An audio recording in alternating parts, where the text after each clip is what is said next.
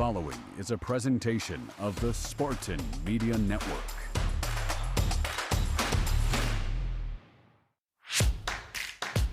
Alessio Milivojevic steps to his right, wants to throw on the run, throws downfield. It's caught at midfield. Turning the Jets to head upfield. Is Rodney Bullard. Rodney Bullard with a lot of speed, and Rodney Bullard is down to the 10 into the end zone. Touchdown MSU. Just like that. It's time for the Auto Owners Insurance presentation of the Big Ten Football Media Days. Today's show is sponsored by Auto Owners Insurance. Simple human sense. Now, here is Otis Wiley and Dalton Shetler. Hello all, and welcome to the Windy City, Chicago, Illinois for the Big Ten Football Media Days 2026, brought to you by Auto Owners Insurance. Glad to have you with us here. I'm Dalton Shetler alongside my partner Otis Wiley. Otis, it's hard to believe, and it feels like it gets this way maybe as we just keep getting a year older and a year older, but the summer's almost over. It's almost time for football season. Oh, man. Laugh now, cry later with that. Countdown is real. Yeah, to your point, Dalton, like, once the season's over, you're like, oh, breath of fresh air. Let's get regrouped. Let's look at what happened in the past and let's build on for the future. But then, like, we know every date, the kickoff is the same. Yep. It just depends on the kickoff time, right? So excited to get going and understand the countdown is real. Well, it's always exciting whenever football season comes around there on the banks in East Lansing, but it's especially exciting this year with the dawn of a new era. Pat Fitzgerald becomes the next Michigan State head football coach, getting ready to enter his first season and start his Spartan tenure. Of course, an accomplished head football coach in the Big Ten, an accomplished player as well. We're going to be joined by him later on. We actually talked with him earlier this morning. But you're talking about somebody who was an All-American at Northwestern, had tremendous success as a linebacker, and then years go on, and he ends up becoming a coach at Northwestern. There's the tragic passing of Randy Walker, and then Pat Fitzgerald has to become the head football coach, kind of thrusted into the position in 2006 at the age of 31, and what he did during his time in Evanston once that happened. I mean, he just took it and ran with it. 110 wins, one of the most accomplished Big Ten football coaches in history, and now he comes to East Lansing. Yeah, and that's good points of a coach who understands, culture, philosophy, leadership.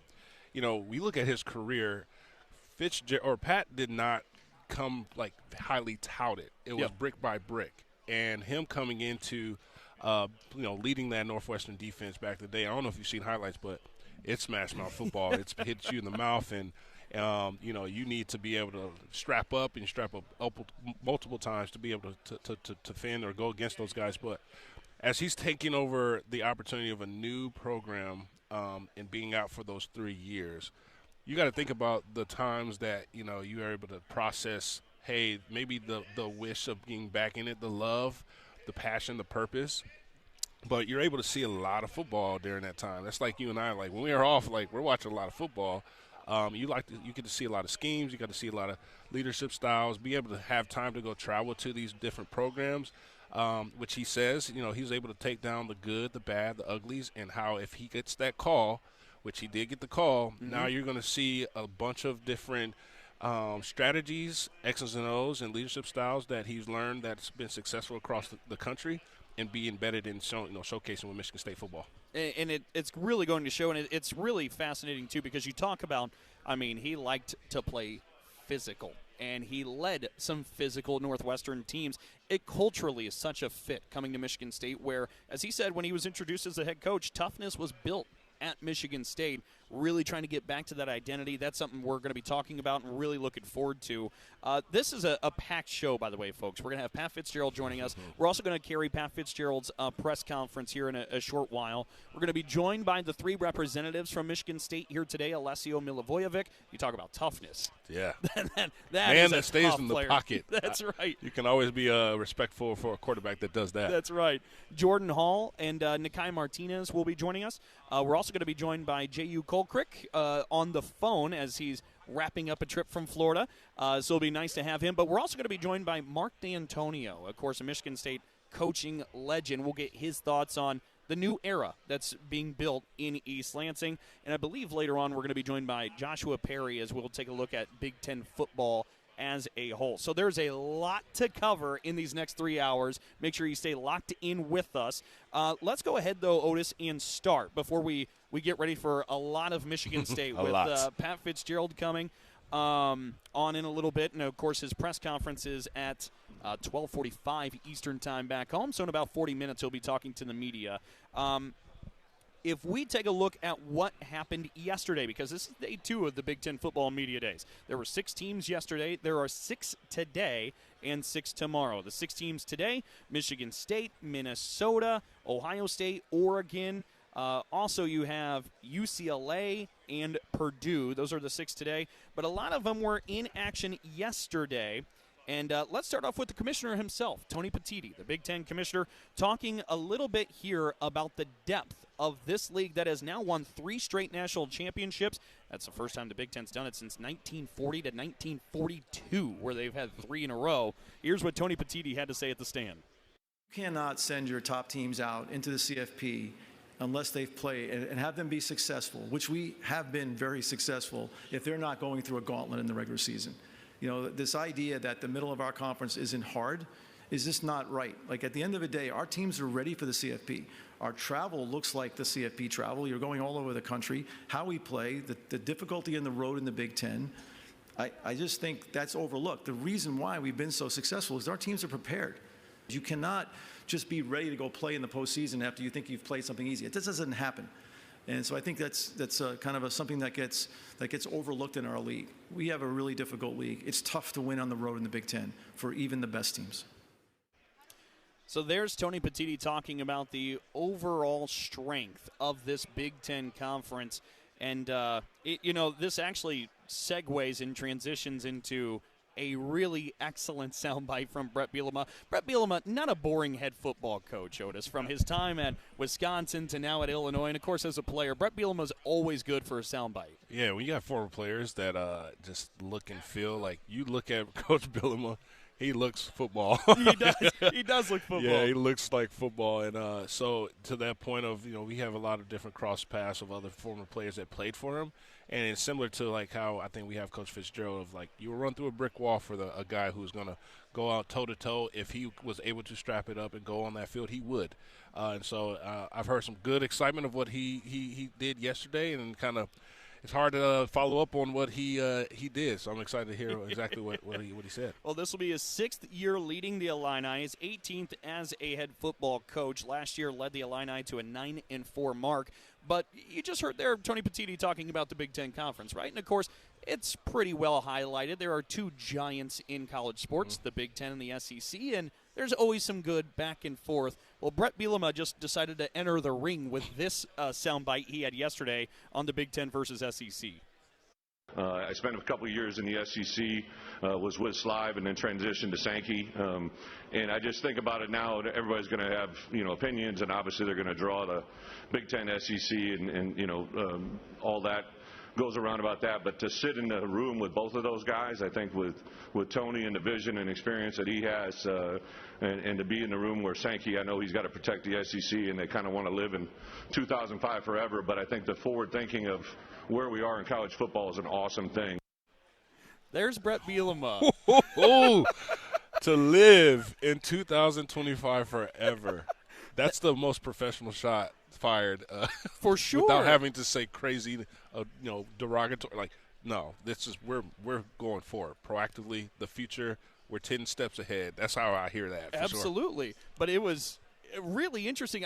Again, it's Brett Bielema, and he's not shy. Yeah. But you don't hear necessarily comments like that too often. But Brett Bielema went after it. Yeah, and he actually has foundational legs of, backing to say that when you have coached at Arkansas in the SEC, and understanding that you had stints with the Big Ten in Wisconsin and, now back in Illinois. So, I look at the schedule and you see, like, Illinois, you typically will be able to set up this schedule for homecoming, and we're not saying cupcake opponent, but you typically want to set up an opponent for homecoming where you have a celebratory thing around where you have a better shot. Well, we have Illinois at homecoming, and as a former player, when you see your team is part of a homecoming, it's been historically disrespectful that you will book us on a homecoming and thinking that we're not going to come and ruin your whole plan, right? So that is one of those things, too, of like, hey, Illinois, they're coming back with some good starters that, that could really shock a lot of people in the conference in the tweener phase in the middle of the pack. So I kind of like to be in that middle of the pack because you're able to say, hey, we're chasing the leader, and we're going to shock a couple of those up teams that are up there. Well, and as we end up talking about the Big Ten as a whole, a lot of the publications and outlets like 3 teams at the top, right? They all like Ohio State, they like Oregon, they like Indiana. Of course, Indiana, the defending national champions, why not? But I think there's a real good conversation about once you get past the 3 top dogs that everybody highlights, that middle of the pack that you talk about, who's going to be shaking, who's going to be moving up, down, so on and so forth. And for Illinois, it's a really interesting story because they were led by Luke Altmaier the last couple of years, and that quarterback really just led them to a high amount of success in Champaign. Now they have a new quarterback by the name of Caden Hauser, who, of course, Michigan State fans know, played at Michigan State. That's going to be a theme throughout the season, facing old quarterbacks. Caden Hauser with Illinois, and that one's on the schedule. Week 2 is against Eastern Michigan, where Noah Kim is at. And then also you have the Northwestern game where Michigan State will go against Northwestern, and they're led by Aiden Childs. So it's going to be a really interesting schedule from a Michigan State standpoint of, we know that guy. He used to be on our side. And you have to know that there's a guaranteed chip on the shoulder for all 3 guys. For sure. But, you look at the standpoint of Caden Hauser obviously goes to ECU after he left Michigan State. Had a little battle-tested of a quarterback, but then start to evolve, and he start to be who we thought he was, is throwing down the field and doing, racking up passing yards. And it'll be interesting to see him coming back into the Big Ten, seeing if he has been, developed in more of that leadership style that, we would have probably wanted to witness when he was here. But you can't hang your hat on or be disrespectful to him, understanding he did stick it out with the coaching changes here, right? So, for sure. And then ultimately, you have to make what's best for you. So it's going to be great. And they already know the expectations of Spartan Stadium, right? They understand, hey, this is not a place where you can come in and just go through the motion. You got to compete because you got to, beat the fans. So we'll see what the reception will be of Spartan Nation, but understanding that we're not going to take it light on them when they come in town. Well, and since we're talking a little bit about Illinois there, let's continue on with a little bit more Brett Bielema. And here's Brett talking about, again, always good for a good story or soundbite, back in his playing days when he showed up to the Big Ten football media days. He shared this story to get things going yesterday. Super excited to be here. This is a huge flashback. I actually came here in 1991, I believe, to this hotel as a player representative at the University of Iowa with Hayden Fry. Some of you may have been around during that time, but we came in as a bunch of media scrum. We didn't have individualized and all those breakout sessions. So I'm walking in with Coach Fry. Mike Devlin was the other guy with me, and they say, hey, they never ask players any questions. Never. Coach Fry looked at me. He's like, don't worry about it. They're not going to ask you. I got the first question of the day. So I started off humming. This is my 4th year as the leadoff hitter here in the conference, 6th year back in the league. Super excited. The other thing, too, we talked about Brett Bielema and this Illinois team. Look, the Illini in the last couple of years under Bielema's watch have really been able to improve and climb the ladder in the Big Ten. They went 10-3 before last season. Last season we said 9-4. So 9-4, 10-3, had a dip there with a 5-7 record in 2023, but then back to 22. They're 8-5. So Bielema's had a lot of success in a really difficult league that has been at the top of the mountain in the last 3 seasons in a row in college football. And he talked about with this program's success, what it means to him, what it means to the fans, and what it means to Illinois. Yeah, that's not say the first time I've heard him being a former player at Iowa, but you got to think about, is that the last stomping ground for him if Fry does to hang it up, which I feel like he's been the OG of the triple OG of the conference anyway. But when you think about how he has embedded the culture of smash mouth football, Iowa player, you look at those Wisconsin teams, it was always hit you in the mouth and it was a bloody battle, to then now Illinois, they have this mantra now that you gotta play, you gotta come with it. And they're fast, they're smart, they make very little mistakes. And I recall when we went down there and played against them, where we were battling, and we had that young team. It was like a lot of lack of experience, but we were battling. But to your point, they had a quarterback who was willing. He was willing them to win, going for the first downs, and to me, that just shows a testament of how his leadership style is, and how the players adapt to the leader. And, hey, you have a bunch of young other coaches that are minions of the head coach that are going out there and executing the plan. It's interesting, too. We'll play one more Brett Bielema soundbite before we move over to Iowa.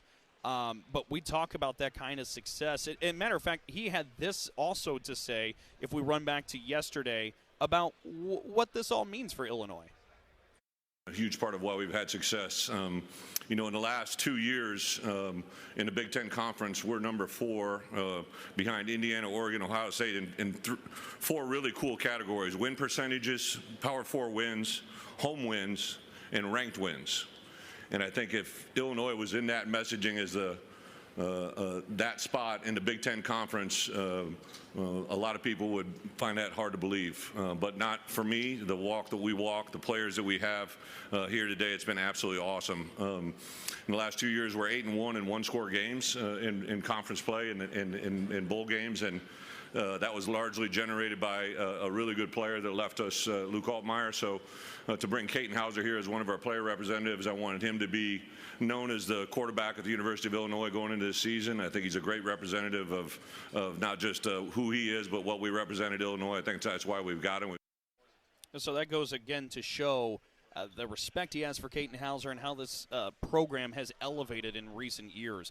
Let's shift over to Iowa real quick, because there's a couple of interesting things with Kirk Ferentz. Iowa's not on the Michigan State schedule this season, but with Kirk Ferentz, he talked about Matt Campbell for a moment, because Pat Fitzgerald is one of 4 new head football coaches in the Big Ten with a team this year. It's him, it's Matt Campbell, it's Chesney over at UCLA, and I am blanking on the last, but we'll swing back and pick that up in a moment. But nonetheless, 4 brand new head football coaches in the Big Ten Conference, and you strategically left out the team down the road. That's exactly the one, too. I know, and it's strategic, but you also it was a brain fart, but it still was pun intended. Of course, that's the group. Right. And Kyle Whittingham being the new head football coach of the Wolverines. But Matt Campbell comes over from Iowa State. He leads Penn State now. Of course, Iowa State and Iowa, they share a pretty good rivalry. So Kirk Ferentz shared his thoughts on Matt Campbell being the new head guy to Penn State and what he brings with him to Happy Valley. I've got tremendous respect. He's done a great job in the past decade. And, that program, I go way back to the 80s where they were really good. They beat us 3 straight, 80, 81, 82. And then there was a drought for quite a while in that series. It really became non-competitive. Dan McCarney pumped life back into the program. And then Matt took him to a new level of consistency and, just really good football play. And I teased him this May in our spring meetings that I've been mad at him for a decade because I really had nothing to hate him about or dislike him about. I really respect him as a coach and respect him as a person. And so to me, that's what Penn State hired. They went out and got a guy who can, in my opinion, coach with anybody in the country. And as a person, not that we're close, intimate friends, but our whole state's a small town. You hear about a lot of things, and he's just, to me, he stands for all the good things in college football. So he'll do fine. Also, let's keep with Kirk Ferentz for a moment before we toss to a break, and then we're going to start really diving into Michigan State. Understand there's going to be a couple of players swinging by here in the next 10 to 15 minutes. We'll be able to talk to the Spartans. But keeping in the mode of Michigan State and the connections, I asked Kirk Ferentz yesterday at the podium, LeVar Woods, the special teams coach, and, of course, Otis, if I ask you, or I just say the word special teams, like word association, the first thing you think of is Iowa, right? I mean, year over year, LeVar Woods has led that group to – We've lost so many games to a special teams play against Iowa. Last year, Caden Weegan, yeah. There are burns from what Iowa special teams has been able to do. But the good news for Michigan State, you flip those burns around and start burning some other people, you hope, especially by bringing LeVar Woods over, who had been running that special teams group there in Iowa to Michigan State. So I asked Kirk Ferentz, LeVar Woods, what is he as a person and how good of a coach he is? And this is what Kirk had to say. Yeah, my first association with LeVar was as a player, obviously. He was on the roster when I got there 28 years ago. So I had the pleasure of coaching him as a player, and he really stood out in a lot of levels. And then once his NFL career ended, he came back and thought he might want to coach, so we gave him a job in a closet somewhere, and it really was more so for him to find out if that's really what he wanted to do. But maybe more importantly is for his wife to get some exposure, because there's a big difference between being a player's wife and a coach's wife. And, obviously mutually they were on board. So as his career grew, became a GA or a part-time guy, and then ended up being a position coach. And to me, the breakthrough moment for him was when the NCAA allowed us to expand, and we dedicated a position solely to special teams. So special teams have been a priority since day one, and we've, made commitment time-wise, playbook-wise, practice-wise to that. And I think we've had a pretty strong tradition in that area. But LeVar took it to another level just because he was working with those guys solely and just did a great job. And to me, he really, really got his footing and became the coach that he is right now. He's an outstanding coach. He'll do a great job, doing a great job for them. Did a great job for us. Bless you. Otis, how do you not get excited when you hear that from Kirk? Yeah, that's because, it's bittersweet when you have a quality staff member get poached, right? But, he had done what he needed to do in his tenure with Iowa. And I'm sure being an alum, it takes so much courage to leave the umbrella of where you're comfortable at and what you built on. So for him to obviously respond in that way, that's just a true testament to the respect factor that they have for one another. Yep. You go back to Coach Fitz being, his son playing at Iowa on that team as well, and him last year being at that game supporting his son, but then also seeing the breakdown of he says it, we should have not left Iowa without that win. And it came down to special teams. And he goes, that's why I went to go get LeVar.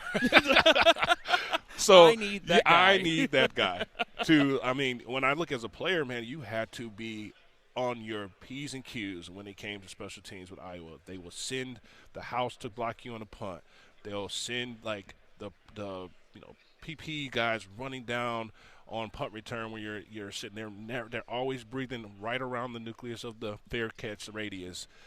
You can't make no mistakes with Iowa. And that, to me, was some of the games Michigan State, which we're going to dive into, for sure, fell down and came down to special teams play. And so that's a big reason to be excited about what the future holds with Pat Fitzgerald and bringing over LeVar Woods.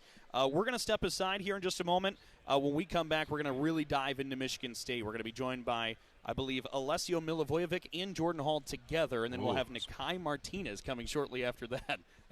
You're already excited. Oh yeah, man. That's well, it's crazy. There's two impactful, powerful guys in one sitting, so we're gonna have to share the wealth on that one. That's right. You're not kidding at all.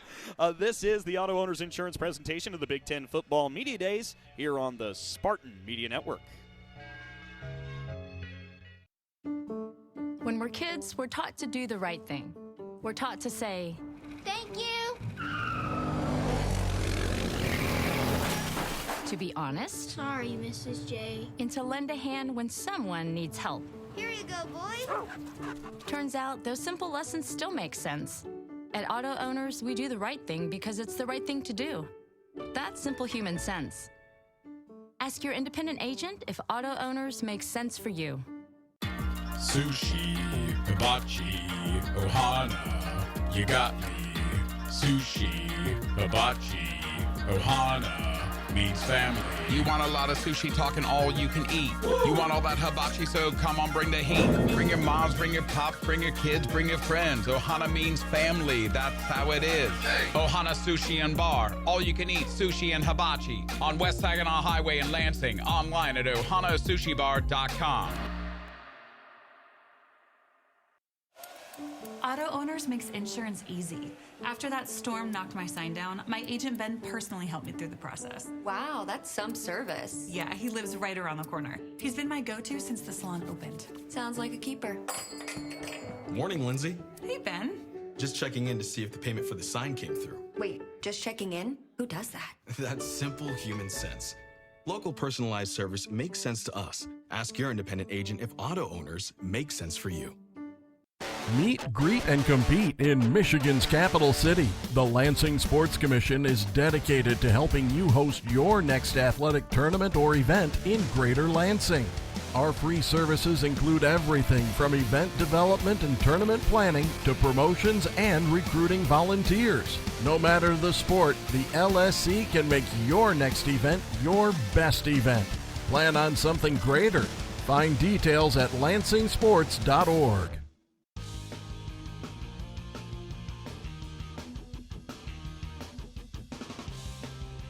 You're tuned in to the Big Ten Football Media Days 2026, being brought to you by Auto Owners Insurance.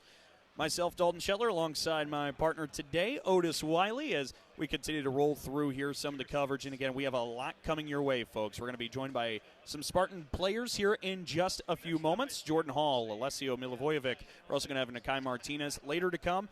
We'll have a sit-down chat with Pat Fitzgerald. We'll also be able to bring you a conversation with head coach Mark Dantonio, former Spartan great when it comes to the gridiron.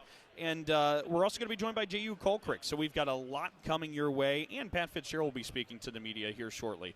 A lot to come, but first, let's take a moment here, Otis. We talked briefly at the top about Michigan State. This is a group now who, again, there's a change where you have a new head football coach. You bring in a lot of new staff members. You have 62 new players on this roster. But there's a lot of reason to be excited with all of that change. Sorry. We got you either way. Okay. We were switching headsets in during the break, so go ahead, Otis. My bad. Yeah, so you look at, we were talking earlier, Dalton, these 62 new players, newcomers, you could just credit to, like, hey, this is a big freshman class. Even though they have the transfers that have came in at other programs have experience, you still have to go back to, HR day one day of, like, hey, onboarding them to the culture, the tempo of what we're looking for. I think the best part about where we're at with these newcomers is that you also have a newcomer and a head coach. Yep. So we're all day one. We're all at the same time, first day of school. So it's really understanding that, hey, we retain some of the staff, so you still have some of that culture and continuity. And then he went to go and build a strong staff to support these guys around them. So we're excited to see what's going to come to in store for football season. Auto Owners Insurance, simple human sense. Ask your independent agent if Auto Owners makes sense for you. I mean, we continue to talk here about Michigan State. Let's take a brief moment here, Otis, and look at the lineup for the season. Michigan State will get things started September 4th against Toledo at Spartan Stadium, and then host Eastern Michigan. How about this for a non-conference game to really get things going? At Notre Dame on September 19th, under the lights. There's going to be a lot of buzz around that one. Absolutely. And, you look at when we were players, Notre Dame was always the non-conference competitive, like, rivalry series for us, really. So, like, it was always me when I looked at the schedule was Notre Dame and Michigan. Mm-hmm. And you sprinkle in some of the Ohio States, but those two games were, like, monumental for just, one, we call it, like, career stat opportunities of, like, pro scouts. But that was, you pencil that in, even though they are on a success train, that is where we can level up and figure out where the measuring stick is for where we need to be at once we face them. And Michigan State has had a lot of success over the years in South Bend. And you're talking about a game back in 2005 that you were a part of. Oh, yeah. I got my first sack against Brady Quinn for first start as a freshman. And that was like, hey, whoa, mama, look at that man, right? I was on the map at that point. But that atmosphere, like, you grow up in the tradition of Notre Dame, understanding that, everyone grows up saying, hey, this is where Rudy played, from the movie standpoint. But when you see it, the surrealness of Touchdown Jesus, the culture around that program, it kind of could take you for for granted that you are here, but when you go and you gotta lace them up, you gotta play. It is a battle. Yeah. That is one of the truest battles of. We always go back to the 10-10 tie in 1966 team, and like, man, I would be upset to walk out of there with a tie. Right, right. Back then, but now you're looking at, well, it's a true testament of like they have national championship docked onto their goals, and we're just getting to where we need to go, and we got to measure up. We want to go to a bowl game, but they're gonna get our best. Yeah. So I'm looking forward to that. But the third game, ooh.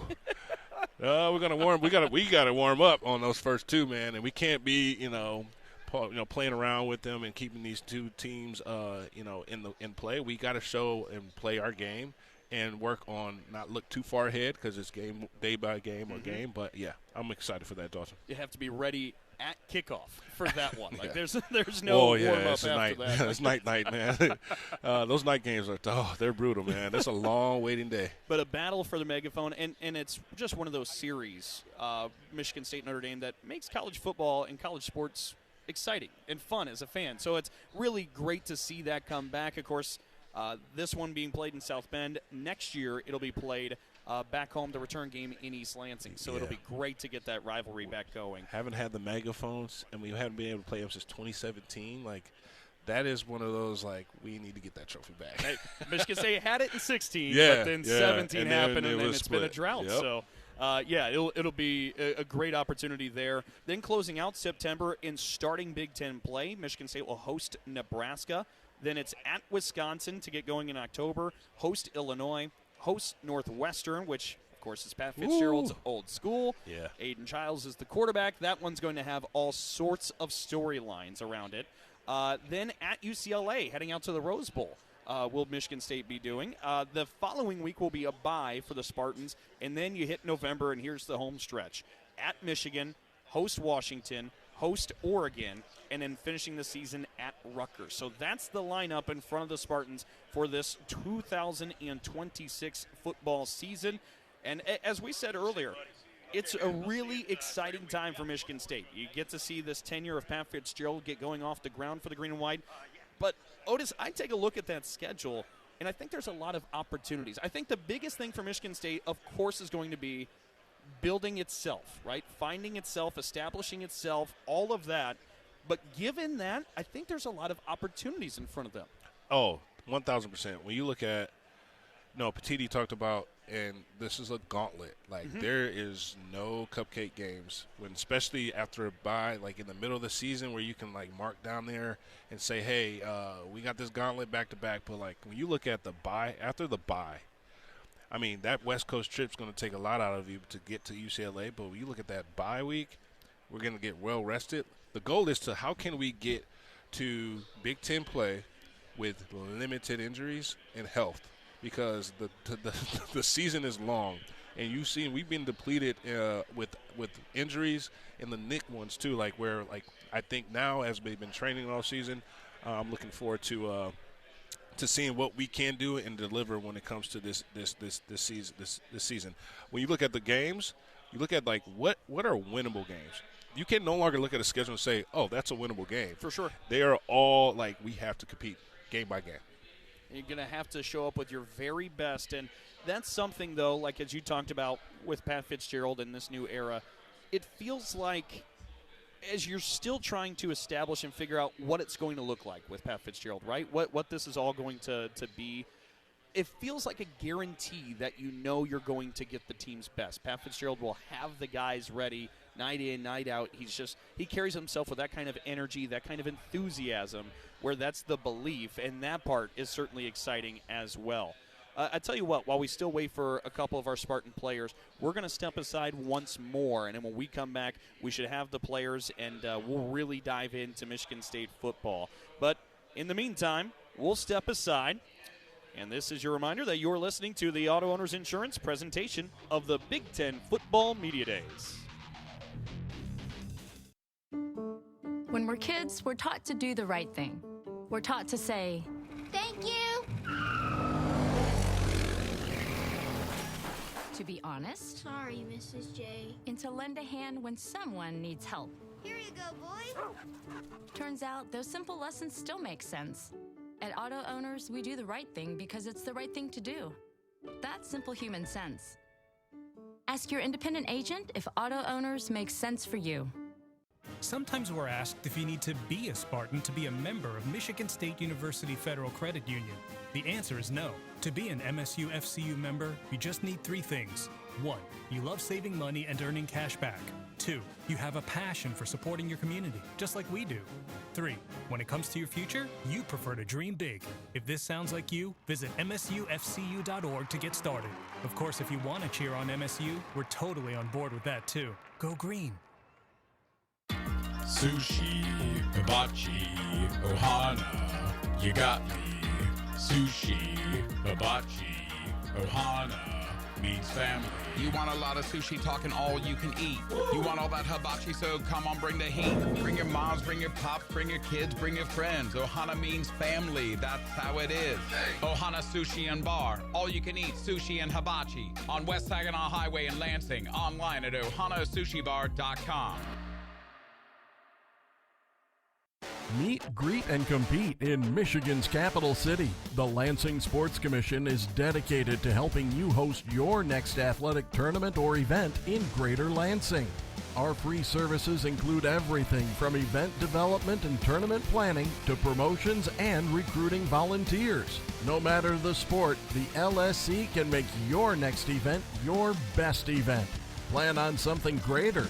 Find details at lansingsports.org.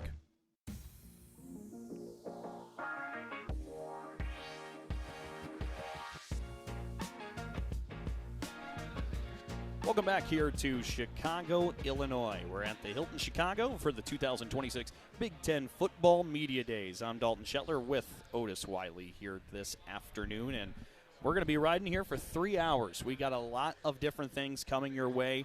We're going to be joined by a couple of Michigan State football players here momentarily, but first, I want to let you know that you can make sure to check us out on social media on all platforms for all the inside content. We are on X at Spartan_radio, also on Facebook and Instagram as Spartan Media Network, and now on TikTok. So make sure you give us a follow, and you can catch everything that we put out there. All right, we were just talking, Otis, about Michigan State in this upcoming season. Look, as we talk about 62 newcomers, there are some familiar names, though, that fans do know, and a couple of them will be joining us here momentarily. But Alessio Milivojevic, of course, about 4 games left, I believe, is when he became the starter for Michigan State, but really impressed the fans and certainly impressed Pat Fitzgerald, as we'll get to hear a little bit later on, with what he did down the home stretch of last season. Yeah, and, you know, when I look back on, I think it's that Minnesota game was his start, right? It was his start. And the one thing, like, it's tough for someone to come after a starter that gets benched and he has to come in and gets the starting position. But he handled it with pure class and poise, and excited to see, like, as he's obviously walking up and about to join us, you know, he did a great job of stepping in. You can tell a Midwest play quarterback and how he is tough, built tough to be able to make those long passes and stay in the pocket. But excited to see him take the ring and be the leader of QB1. We most certainly are excited for that, and it was great to take in last year. And as we mentioned, Pat Fitzgerald had said something about Alessio, giving him a compliment that we know he's tough. That is one thing we know about that. And as Alessio Milivojevic now joins us here on the headset, Alessio, first off, thanks for joining us. Thanks for having me. You hear that from your coach, that you're tough. I think a lot of fans, that's the one universal thing everybody has to say about you is you're tough. Sure. What kind of pride do you take in that? I mean, I take all the pride you can think of, and I think it's just the ultimate compliment that you want to hear from a coach, a teammate, a family member, really anyone. The ultimate compliment is that you're tough and that you're going to stand in there. So I think it's just it's something that I've take a big pride in, to be a tough guy, and yeah. Yeah, you know, you mentioned, you know, one, we were just talking, right when you walked up, we were talking about, hey, when you got that start, that was at Minnesota, right? Sure. And we talked about you poised to, like, staying in the pocket and making your reads and throwing and getting the ball in the hands of your playmakers. Yeah. You know, that was obviously last staff. And you had Coach Fitz coming in and Talk about how, like, you had to reevaluate and kind of court the new staff and, like, is this the fit for me? Who are you getting to surround me to support me in my development? Like, walk us through that transition this past season, off season, leading up to now. Yeah, for sure. Obviously, like you said, staff change. There are a lot of uncertainties, like when the staff changes. Like nowadays, you can have a whole new roster around you, which it was a big turnaround for us. But I think right when Coach Fitz got here, I knew I knew I wanted to stay from the jump. But right when he was named the head coach, I'm like, yeah, this is my home. I'm going to stay here for as long as I need to be here. And right when he came in, we kind of talked about how we want to, build the offense, build it together. Kind of right when Coach Sheridan came in, our offensive coordinator, we had a lot of meetings just pretty much talking about what I like and what I like to do. And he kind of watched some tape on me, kind of saw what I was good at, and we kind of just, meshed our brains together. Obviously, he's a great offensive mind. So, just following his lead and trusting that he knows what's best for me is going to be huge for me. Yeah, without giving Spartan Nation or our opponents kind of what you walked through and learning about yourself, what were some of those strengths and those weaknesses that you personally knew about, but also what were those things that he was able to expose but also help you on? I think just overall just making quicker reads, like making decisions. Like I was going through my reads like every single play, but maybe just getting to those faster and finding those little shortcuts. Like I know it's this coverage. All right, I don't even need to look at this read. I know I'm going to be on my next read. So I think just overall making those quicker decisions and just making better reads overall is one thing that he's helping me do, and I think I'm taking strides towards being a better passer. Absolutely. We talk about those starts and the back stretch of last season, those final 4 games. We talked about what you were able to experience that year, kind of baptized by fire in those last 4 games. Yeah. That experience, how critical was that for you, and what did you learn in those 4 games? I think it was huge. I think it's just overall confidence builder, just to get in some games and have some real, game time play. Because, besides that, I was, coming in late games. Maybe we were up a lot, maybe we were down a lot, and I was just getting those last few drives. But then once you're starting from the beginning of the game, it's a whole different scenario. You have to go through halftime. You have to go through a sudden change. Maybe the defense gets an interception and you're on your own 20-yard line or something like that. So I think just overall getting a sense for a game feel, because high school is one thing, but after sitting a whole year, redshirting and then not playing for the first 8 games, it had been a while since I'd been through a full game. So I think just overall the gameplay and then just the confidence to go out there and say, like, all right, I'm the starting quarterback for this team, and I'm going to go show what I can do and help my team and just rally around them and be the best guy I can be. Yeah, Coach Fitz mentioned you guys been in the talking phase. I'm sure you've heard that multiple times.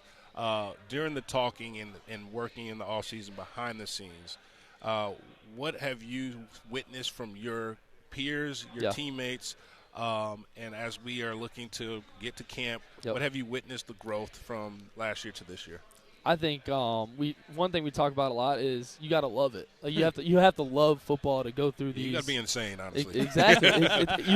You have to. You truly do. You have to be insane. You have to love it. So I think just going through this process shows you, like, all right, these guys love it. They're willing to sacrifice their time with their families, time with anyone, all their loved ones to be here in the facility with me and with the coaches, just learning stuff. We did a lot of, coaches obviously have to get a break during July. I think most schools are like that. So it's a lot of player-led stuff, and we were coming in doing walkthroughs, we were doing meetings, stuff like that, just showing that, okay, even though the coaches aren't here, we're still going to learn, we're still going to get better, we're still going to grow as a team, because that's what we have to do to take that next step. Yeah, I get chills thinking about that, man. Like, you simulate this stuff now, because when you're in the crunch time, you got to know who's in the foxhole, right? 100%. Yeah. It's those relationships. You have to build genuine relationships with your teammates, and then you can, when you're on the field next to them, all right, that's my brother, I'm going to fight as long as I can for my brother. Yeah. Well, let's share a little bit about who's in the foxhole with you, because we've talked about it a couple of times. 62 newcomers to this team. It is a lot of new faces. I think a lot of fans are trying to learn who's who and what's what as they go into this season. Who are some of the guys that fans should now start learning they're going to be big-time playmakers for you in this offense? Yeah, I think we, like you said, a lot of new guys, but I think there's going to be a ton of contributors. Name a few. We have Krishan coming back, Rod's coming back. We added Fred Moore. We added KK Smith. We have, Charles Taplin's coming back. Braylon Collier's coming back. So we have a ton of new receivers, but then we have a ton of guys who have already built this relationship with each other coming back. And then it's just how do we mesh them together? How do we play from one guy's strength and the other guy's strength and put them in the right spots to succeed? So I think that's something we're going through. But I just see great fight in all these guys. They all want to play. They all want to get the ball, which I love from receivers. Like, if you're a receiver and you don't want the ball, then what are you doing playing receiver? Like, I want a guy who wants to get the ball. So absolutely. I think just training with those guys, going through throwing sessions, it's been very fun, and they're all embracing it. I mean, we're becoming a tight knit group. Yeah, Coach Hawkins, obviously his mantra is no block, no rock. Yep. But like when the guys are coming into the huddle and saying, hey, Les, I was open. Yeah. Like how are you sharing the wealth, but also knowing that like I still have to execute the game plan within the game plan. But like how are you managing the sharing the wealth of the wide receiver by committee? Yeah, for sure. I think that what the receivers understand is that I have a read. Like I have reads that I'm going through. And when they do, they come back. Like I said, I want them to want the ball, but they're not going to come back and say, oh, I was open. They're going to say, this guy did this. That's why I was open. Maybe the corner busted his coverage and he played the flat instead of dropping when he was supposed to be like an invert or something like that. And they busted the coverage and I was open. They're going to tell me why instead of just coming back and saying, I was open, because that's not going to really help much until I get to the sideline. Everybody thinks they're open, right? Exactly. It's not going to help much until I get to the sideline and watch that iPad and then see why they were really open. So I think that's one thing that they're doing a great job of, and yeah. If we brag about you for a moment, last year in those 4 starts, you end up throwing for north of 1,200 yards. You throw 10 touchdown passes, only 3 picks. You had a rushing touchdown as well. Completing passes at a 64% clip, and Otis had mentioned that start at Minnesota. He had 311 yards in the air there. That was the 3rd most ever by a freshman quarterback at the time. And, of course, he had that 71-yard bomb to Bullard. So these are a lot of really good numbers. What is the next level for you, Alessio?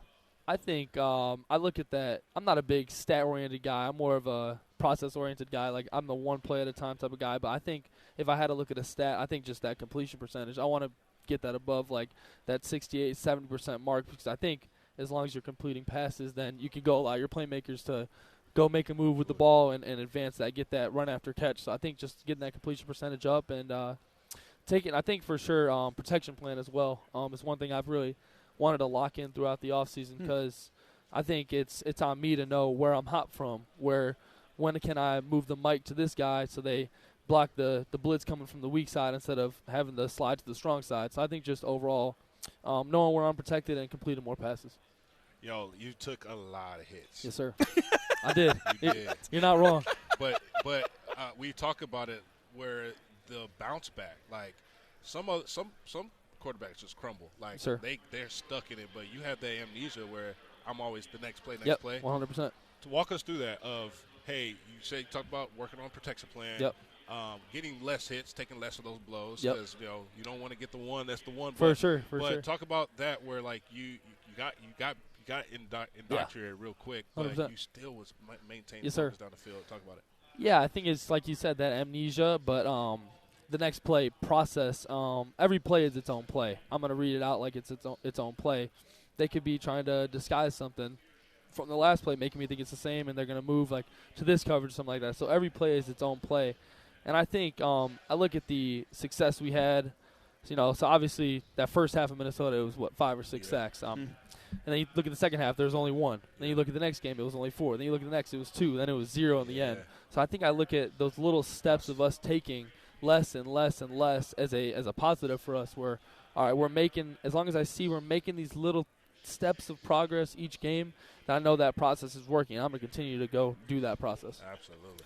We should mention, too, Alessio's hometown is Naperville, Illinois. Yes, sir. We're in Chicago. We are. You able to see a lot of folks? Hey, my parents and my sister actually came down. I might have forgot my shirt in Naperville, so they came down and dropped it off last night real quick after we ate dinner. But it was very lucky of me. They're only about 45 minutes away, but yeah, for sure. That's what family's for, right? Exactly, So exactly. Well, we've seen a lot of interaction back and forth of how proud, and you can sense just how proud your father is of you and how supportive he is of you. That relationship that you have with your dad, how has it allowed you to become the man you are but also the player you are? I mean, it's strong. My dad, he's a tough guy. He's an immigrant from Serbia. He built his own company out of his car. He's a tough dude. He does a lot for me. I mean, when I was younger, he was putting me in all the right positions, making sure I was never going to have a lack of opportunity to become the best version of myself. He was putting me in strength and conditioning. He was putting me in quarterback training. He put me in a private school that he was coaching at to make sure I can, get the best version of myself. Same with my little brother. He did the same thing for him, same exact process. So it's very I'm very happy and blessed to have a father like that, because not everyone has that opportunity, and I'm blessed to just have him in my life. Yeah, talk about the expectations of Spartan Nation, right? Yep. The rich history of Michigan State football. 100%. You understand, hey, it's last season is the last season. That's the past. But what Spartan fans expect in this season with a new head coach, with some players that have been retained, has some experience under their belt. What are we looking forward to when you're running out in Spartan, the stadium under the tunnel? You're going to see a team that I'm telling you right now, we're going to play every single last second of every single game at 100% level, if not 110% level. We're going to give everything we got every game, because one thing we say as offense, the Spartan way is as hard as you can for as long as you can. So we're going to go as hard as we can for as long as we can, which is going to be the entire game. So I think you're going to find a team that's tough, gritty, and just wants to fight and win as many games as possible. Absolutely. Well, that certainly has us excited. We don't want to 100%. get hit the same way you do, Alessio, but we're excited for the season with you.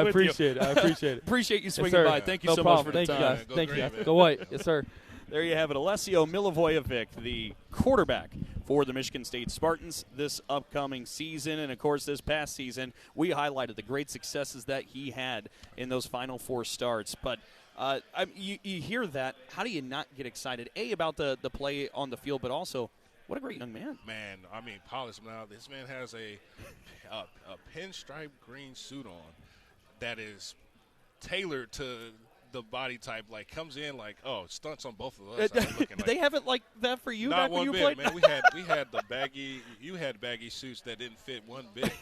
You used to get clowned with how fitted these suits are nowadays, but like the old NBA drafts where LeBron James when he got drafted, baggy suits, right? But no, to the poise, man, you could tell he's wise beyond his years, and he's looking to really take that next step. And you want to hear that in your QB1, that, hey, process of elimination, amnesia, because you can see where pressure busts the pipes when it comes to a quarterback that's getting hit entirely too much, and they're quickly to run out the pocket versus, hey, execute the game plan, next play. And you saw a command that was different than when Aiden Childs was leading it. And no knock to Aiden Childs, but you saw a difference in leadership on offensive pace. And then when he mentioned Minnesota, you look at that first half where he was getting sacked. He got hit 5 or 6 times. But then you saw the adjustments that happened at halftime coming out. And we were in that game. We were leading that game, and it's just unfortunate that we come out with that loss. But you can tell he's learned from those mistakes. Absolutely. And, again, you can tell also from those conversations we just had with him, this is a coachable guy. Yeah. He has a willingness and a hunger to learn and improve. And you're talking about somebody who is just a redshirt sophomore. I think the sky is the limit for Alessio Milivojevic, and I think Spartan fans obviously are really excited for him to be QB1 for this upcoming season. Well, let's talk about past. We haven't had a solid QB1 in the offseason. You got to think about it. Yeah. We've always had questions. Who will be QB1? We had a couple battles of QB, battles leading into the season or fall camp. No, we have a solid dude. Mm-hmm. And Pat Fitzgerald saying, that's QB1, right? Yep. So that is another step of a chapter that when we had in the past that we haven't had. No, that certainly has a lot of people very, very excited. I think we're going to have another Spartan join us here in just a moment, so we're going to keep it here while we're joined. But, again, Alessio Milivojevic running the offense, a great leader for this team, but especially that offensive unit. The next couple of guys we'll talk to are on the defensive side of the ball. We're going to be talking with Jordan Hall and Nikai Martinez here in just a couple of moments. Once they're able to make their way here, I think Jordan Hall, matter of fact, is starting to usher his way over to here. Once we have him, we'll talk with him. But this is somebody, Otis, who is going into his senior year.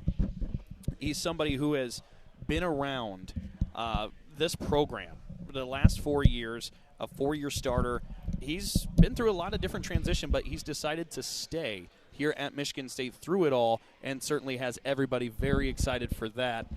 And this upcoming season. As we talk about leaders, the guy really leading things on the defensive side of the ball. And matter of fact, we're getting him set up right now. So we are being joined by Jordan Hall, linebacker, senior for the Spartans. Jordan, it's great to have you. Thank you so much. Yeah, thank you for having me. Yeah, no, we're certainly excited to talk with you. We're excited for the season. We're excited for all sorts of things. But let's pick off with the point that we just left off on.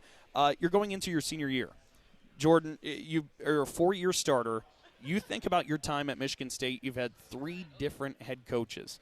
It doesn't take a coaching change for a lot of people to hit the transfer portal nowadays. You decided to stay through all of it. Why? Yeah, it's been a lot of ups and downs in the 3 years that I've been here, going on 4. But one thing that I will say is that being here has taught me a lot about myself and offered a lot of room for growth. And I've taken that into account, in different situations after every year of is this the right place for me to be in, and leaning into my faith spiritually to know, is this the right thing for me? But this place has really been home to me. I know I've said this a few times, but I bought a house up here, I got a puppy up here, found my girlfriend up here. So it's kind of brought me everything that I've wanted in life, and I think, making a decision to leave would be much harder than it is to make a decision to stay. And the culture that Coach Fitz has brought in, obviously keeping Coach Rossi around, played a pivotal role in my decision going into this year. But a decision that I'm excited about, looking forward to the season. Yeah, Jordan, you talked about it's rare to have someone that's one institution in 4 years. And when you talk about, hey, when I made my decision to come here, I made my decision based off the place, whether it's the university, right? Mm-hmm. But talk about the transition of coaching staff, because you do have to do more of your homework on who's coming to help me get to the next level. And using your skill set and what you've done prior to this new staff coming in, talk about that transition and you sitting down with Coach Fitz, being a former linebacker himself, and with Rossi, and having that scheme for another, a third year probably is better for you as well. But talk about the transition on the offseason of sitting down and let's create this roadmap to get Michigan State football back on the map. Yeah, the Coach Fitz we had a virtual Zoom meeting the day he was hired, and as almost immediately after we got off the Zoom, he called me, which is an honor to me, but actually getting down and sitting down and talking to him. I've said this in a few interviews today, I think a word that describes Michigan State football right now is hungry, not just from the players, but from the fans and the institution as a whole. And that's the motto that he's kind of taken in, the culture that he's pouring into. We know that this is a place where winning is capable of, because it's won before in the past, and it's just getting back to that point, which we're all excited about, and keeping Coach Rossi around, kind of the point you alluded to, with it being my last year, I wanted to be in a system that I was comfortable with, that I knew, that I knew that's where I could best be suited as a leader. And so him staying around was a big portion of, leaning into my decision on whether or not what was best for me. But it's all been working out so far, and I've loved going through winter workouts with the new strength staff, and as we get going through spring ball and learning more, and how my role changes as a leader, where it's, maybe it's not so much of me doing things, but pouring into people, which has developed my growth even more and actually made me understand football on a larger scale. We can't forget Mad Max Bullock coming back. Yeah. I saw the interaction with the Spartan Dog golf outing with, you with Greg Jones, All-American there. And this is a bloodline of great linebackers. No doubt. But talk about Mad Max, Coach Bullock coming in, being successful at Alabama, successful in Notre Dame, and now you are pouring into him and learning from him. Talk about that with having Rossi too. You got 2 great coaches, but talk about Coach Bullock. Yeah, I would say he's the most passionate coach that I've had, but I had Rossi. Yeah, right. They're neck and neck. Fitz said that. He's like, I can't. They're tied. Yeah, no, literally. But Max is a really good coach, but an even better person. And it's we probably couldn't even put a microphone in our linebacker meetings. Sometimes I forget he's my coach. Yeah. But just his ability to flip the switch from that to have that passion that he has when he coaches, and something that I take pride in. As you know, going into my last year and getting developed by so much passion from a coach that cares so much about his players, it's been a true honor to have him come in. And like you said, he's been successful at Alabama and at Notre Dame. And I'm honored to kind of have that privilege to be under his coaching in my last year. Yeah. You know, we talk a little bit about your linebackering stats and plays so far. Otis brought up Greg Jones. If you want to know how good Jordan Hall is and where he stacks in this lineage of linebackers, Jordan Hall was the first true freshman since Greg Jones to have 67 tackles back in your freshman year in 2023. So you're a part of this company. If we look at your career stats, you have 179 tackles in just the last 2 years. Last year you led the Spartans with 88 tackles. You were a Big Ten Defensive Player of the Week. You have really led this Spartan group on that side of the ball. Who else is around you? What's the cavalry with Michigan State's defense? Who do Spartan fans need to learn that is really going to help you elevate this defense? Yeah, I've never got that second portion of the question where it's always been the stats. Just the stats, yeah. But I don't it's easy to look at me as the Mike linebacker and say he makes the train go. But that's not me. It's the multitude of guys around me that make me look better than I actually am, if you want me to be honest with you. I know we have Caleb Wheatland coming in from Auburn. And watching him grow as we went through spring workouts and spring ball and going into camp, he'll be excited. I'll be excited to be able to play next to him. And, I mean, our whole linebacker room, just in general. We got a mix of young guys, some older guys, Deion Crawford, Cam Stodge-Hill, Brady Pretzloff, who, his season got cut short last year due to injury. But I'm excited to see him going into really his first full season and watching him grow as the season goes along. But, yeah, I love our linebacker room. On the back end, you have Nikai, another great leader back there. Soft-spoken, so when he speaks, you listen.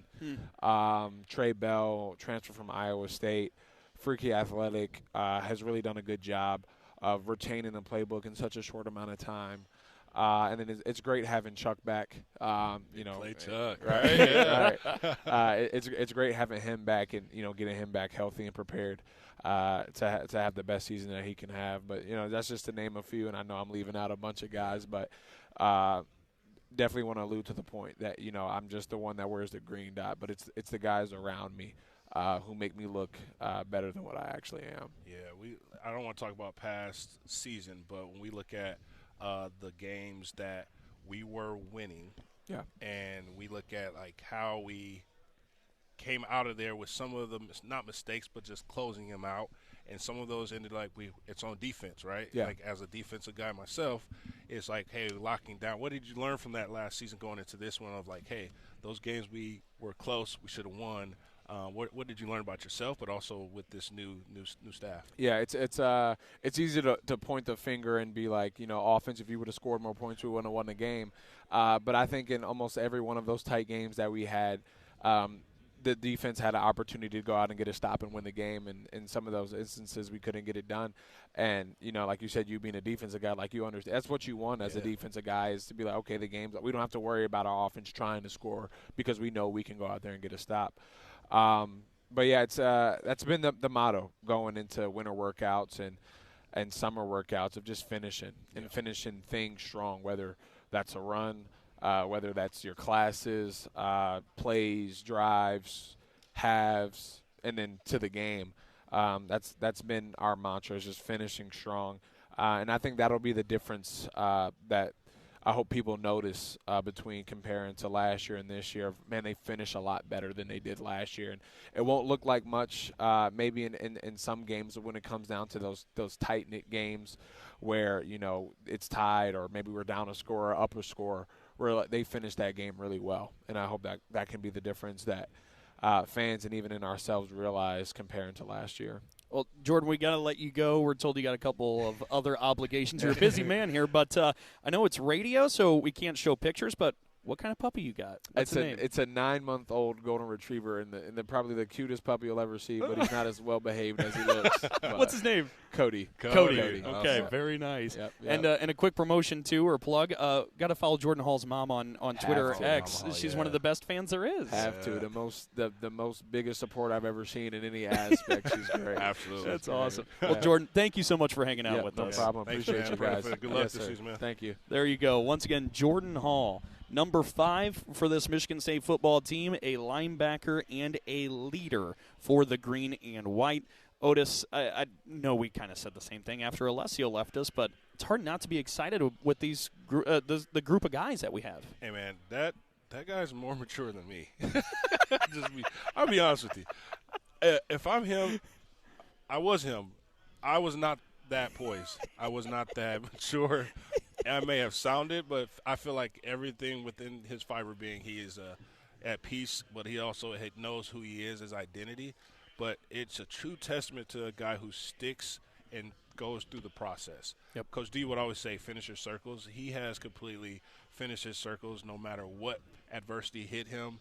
And that to me, Spartan Nation got to understand, man, we have solid guys that they know that they want to win as much as everybody else does. Nobody wants to walk out there and lose a game, but we have guys that are legit locked in,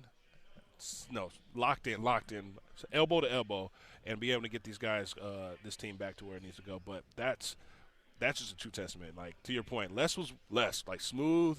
Yep. That's a guy that you can tell has been here. It's a vet.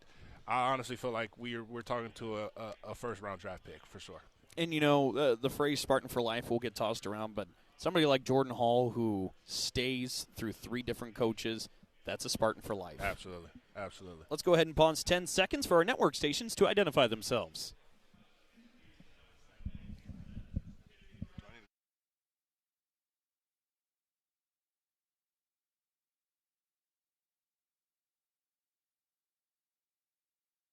Step aside for just a moment. When we come back, we'll be having Nikai Martinez join us. This is the Auto Owners Insurance presentation of the Big Ten Football Media Days on the Spartan Media Network. Auto Owners makes insurance easy. After that storm knocked my sign down, my agent Ben personally helped me through the process. Wow, that's some service. Yeah, he lives right around the corner. He's been my go-to since the salon opened. Sounds like a keeper. Morning, Lindsay. Hey, Ben. Just checking in to see if the payment for the sign came through. Wait, just checking in? Who does that? That's simple human sense. Local personalized service makes sense to us. Ask your independent agent if auto owners make sense for you. Meet, greet, and compete in Michigan's capital city. The Lansing Sports Commission is dedicated to helping you host your next athletic tournament or event in Greater Lansing. Our free services include everything from event development and tournament planning to promotions and recruiting volunteers. No matter the sport, the LSC can make your next event your best event. Plan on something greater. Find details at lansingsports.org. Sometimes we're asked if you need to be a Spartan to be a member of Michigan State University Federal Credit Union. The answer is no. To be an MSU FCU member, you just need 3 things. 1, you love saving money and earning cash back. 2, you have a passion for supporting your community, just like we do. 3, when it comes to your future, you prefer to dream big. If this sounds like you, visit msufcu.org to get started. Of course, if you want to cheer on MSU, we're totally on board with that too. Go green. Sushi, hibachi, ohana, you got me. Sushi, hibachi, ohana, means family. You want a lot of sushi talking all you can eat. You want all that hibachi, so come on, bring the heat. Bring your moms, bring your pops, bring your kids, bring your friends. Ohana means family, that's how it is. Ohana Sushi and Bar, all you can eat sushi and hibachi. On West Saginaw Highway in Lansing, online at ohanasushibar.com.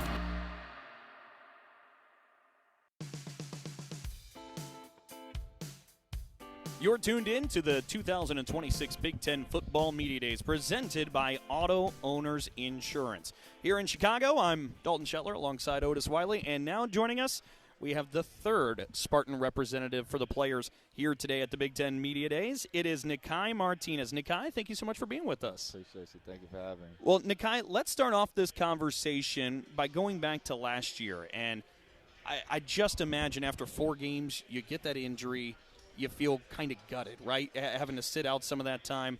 What did you learn during that time, and how did that inspire you for the future? I think I learned more about myself off the field than on the field. Just getting closer to God, I always preach that because I think it was definitely an eye-opener getting hurt. You know, everything happened for a reason, and I embraced that. And I think the worst thing that came is just not being able to be there for my brothers on the field physically. I think that's what hurt the most. Yeah, I witnessed you. One, we know you're the glue, and we also know that that secondary without the leader, you know, it's crazy. Obviously, previously number 1, but now, look, we're talking 21 or 21, right? Yeah. So I've been looking for this conversation, you know, out of all the other 2. But, you know, I witnessed you adapt to being the cheerleader and support cast for your guys in the time where it could have been the quite opposite, where it's like, hey, I'm bitter, I'm not going to help you guys out. But you want to, you know, see your guys succeed. But let's talk about future now, where you've been able to talk, being able to reflect, and now you're looking at this season with new coaching staff. You got another season under Rossi's belt with the system. Talk about now with like what you have been looking forward to showcase like who you are, and into this defense and what to expect when we go out Friday against Toledo. Yeah, for sure. I think y'all are definitely gonna see how more versatile I am. You know, just being the leader of the secondary and one of them on the defense. Coach Rossi has put a lot of confidence, him and Coach Adams, and I think one of my main conversations with them after the season was just like, put the pressure on me. Like, put it all on me and watch me work. I am the leader of the secondary, and I know I can get the best out of the guys on defense. So just put it all on me and let me work, and they were okay with that. They trust me, all the work I have put in, and they said, let's go. Yeah. We come from a legacy of no-fly zone, right? Yep. And, you know, as a safety, as you go through your, you know, checks and balances of, like, before a snap and, you know, we need linebacker help on hook curls. But I look at last season, some of those games where, you know, this passing was, you know, those third downs, we got to get off the field. Yeah. Now, let's go fast forward. What are you looking to see? Like, let's more third downs getting us off the field and to get the ball back into Alessi's hands. Like, what are you seeing and what we're going to have to do? Oh, yeah, for sure. We're definitely going to have to get them in second and long into those passing situations. You know, it's hard on any defense when you're in 3rd and 3s and 3rd and 4s all the time. So I think that's a big point of emphasis for Coach Rossi and the defense is just get the offenses in those second and long situations just so we can put the pressure on them and we can have the ball in our court and we can be able to make the decisions. And at the end of the day, this is football. We have to get off the field. We have to create more turnovers. Yeah. I think that's another big thing that Coach Rossi, my position coach, I'm harping on. We have to create more turnovers no matter if it's interception, forced fumble, just getting on the ball and just seeing it. Sacks. We got to get pressure on the quarterback. So I think we are all on the same page, and we all know what we need to do at this point is just applying it. Nikai, you talked about being a leader, and you said earlier the word you used was you couldn't be there for your brothers. The phrase brothers is literal for you now because Trayvon, your brother, is actually at Michigan State transferring over from Western Carolina. What's it been like to have your brother here, and what's it been like from the leadership standpoint because you have a different dynamic, obviously, with your brother? Yeah, I think it means the world to me just to be able to have my brother with me on side of me. And it just gives me another sense of motivation. Like, I do this for him, for my family, and just having him on side of me every day and just having somebody that I could actually teach hand to hand. You know, it's different when you're on the facility, but being at home every day together and just being able to pick his brain and he be able to get the answers from me, I just want him to be able to use me as much as he needs and has to. And I want to be there for him as much as I am for my other teammates. So I think having him here is definitely another sense of okay, like, all right, when I look at him, I remember when we were just kids going against each other every day. And it's just a blessing to be able to be in this position. Well, Nikai, you got to run here. You're a busy man. I will ask you real quick, because last time we talked, you mentioned that you're a bowler off the football field. You bowling much anymore? Yeah, I actually just bowled a 185 last time. 185, okay. Very nice. Look at you. You're smiling pretty big on that one, too, aren't you? Cause it was one of my – I kind of was a little hesitant. I haven't been before that for a while, so I did get a little sense of relief when I still have it. Still got it. Not rusty at all. Nikai Martinez, thank you so much for the time. Appreciate you. Appreciate it, man. Go green. Go white. All right. There you have it. Safety Nikai Martinez joining us here in Chicago at the Big Ten Football Media Days. Redshirt senior from Apopka, Florida, who, of course, as we mentioned, last year had his season cut a bit short, unfortunately due to the injury, but looking forward to come back in a big, big way as he enters his third season with the Spartans. This is somebody who transferred over from UCF, but when he's been healthy, he's been a difference maker, and I think that's a lot of the reason people are so excited about this Spartan secondary. Oh, yeah. I look at someone like as a defensive back, you go play-by-play as always in your mind of like, hey, I remember when I hit that cover 2 and I got the interception on the sideline. I don't know if it was Nebraska or Minnesota, but, I mean, he made plays. When he came back, you saw a completely different secondary. When we just had Jordan Hall on, when you have a Mike linebacker and then you have a stud safety that is controlling, you have two basically captains of the defense that controls everything. That is what you need, man. You need to be able to check everybody. Like, as safeties, you have to know where everybody fits when it comes to run and pass. But when you have a guy who has experience like he has, the speed, he's not afraid to come and thump and come down the lane and hit you. That just gives you like goosebumps, understanding that, hey, we have a solid mock-up of a premier Michigan State safety, defensive back. Now, you mentioned you coming back and getting Chuck Brantley coming back, where, you know, he went down to Miami. All right, didn't really work out, but he realizes that this has always been home. And then you got Trey Bell, which has been the number one guy everyone has been talking about. A lot of the chitter-chatter is Trey Bell is the guy. And tall, lanky, fast, hits. Like, that's the makeup of the DNA of a Spartan defensive back. So, you know, Jordan Hall did say, like, hey, Nikai is a soft-spoken guy. But when you think about it, he is wise beyond his years. And we have veterans where if you look at other places, other teams we're going to be playing against, very young roster versus what we have now, experience of guys that went through the mud. And now understanding that we have the staff that's going to be able to promote and highlight the strengths of these guys and also the guys that are around them. Excited. After that interview, excited. Wish we had more time with them because we were starting to go, but excited to see exactly what is going to transpire when they hit training camp, and we're going to see on Friday, like, this is going to be a different football team. Absolutely. And, you know, it's interesting. So far we've obviously talked a lot about the linebacker room. We talked about that secondary. We have not touched much on that defensive front with Kenny Soares, with Isaac Smith. Obviously, look, the cheat code, as you know, Otis, and I think everybody who's listening knows, if you can get pressure with 4, it makes everything else a lot easier in the game of football. That group, there's a big need on them to stand out in a big way as well. Yeah, and, you know, you never point fingers, right? That's not the game, but it's helpful to put pressure on the quarterback to make a second-guess throw or rush throw where it allows us, which we talk about, it's a 3-second rule, 3.5 seconds maybe. Can I lock you down and cover you for 3.5 seconds to give the front time to get pressure on that quarterback?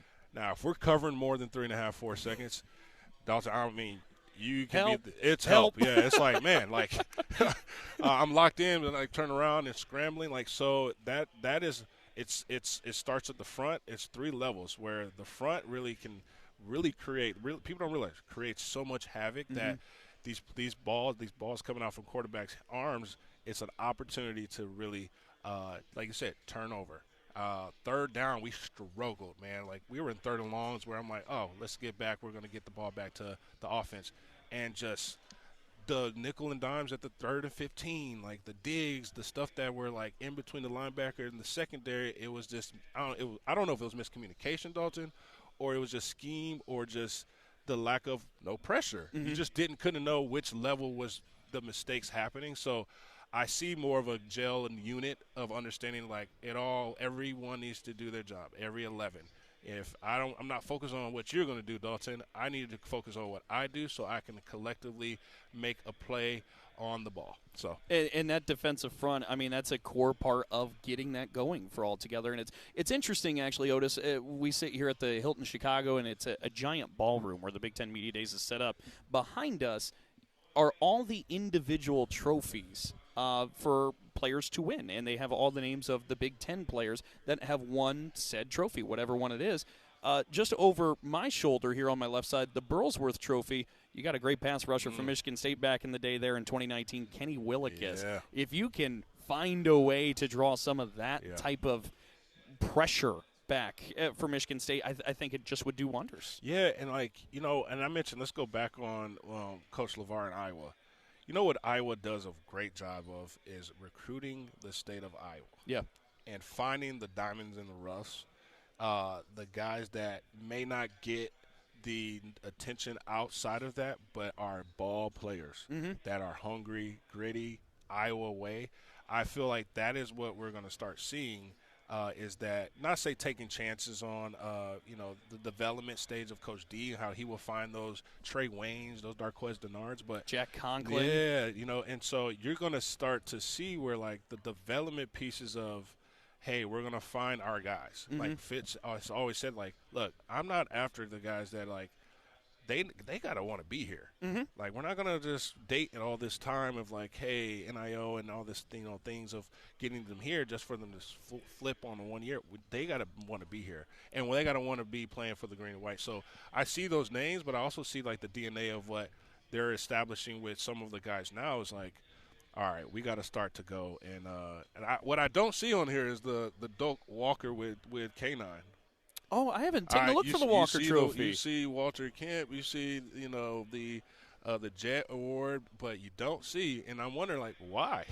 Yeah. Because we've had a lot of Doak Walkers in the Big Ten. So, and maybe, like, the trophy, they didn't have representation, but you think about it, this is what you look forward to as a player. Now, the stats are the stats. Like, you don't go into understanding, like, I want to be a Jim Thorpe Award. Yeah. But when you look at that, we got Darqueze, and, if you look at also, like, I mean, Trey Waynes was right there, too. We had two studs there, but that's the ending of the accolades where if you do your part and you're winning each game and you're having a success, these is when these accolades start to come, where Jordan Hall, obviously, he's probably appreciates Dick Butkus Award, right? He's won that watch list. So I'm looking forward to seeing these guys finally getting the results that they need because they put all the work in. For sure. So the results in the win and loss column, like, well, let's hope we have more W's than L's for sure. The Butkus Award, Percy Snow's highlighted on there from 1989. Yeah, Darius Snow, man, that's one guy. Yes, he went to UT, but he paid his stripes with us, right? But that Snow family, that is a mantra there. You're right. No Doak Walker. Do you think you could? It's a bunch of statues. Could you do the Doak Walker? You could just stand over there and we can. Man, we got to pull the picture up and see if I can do it.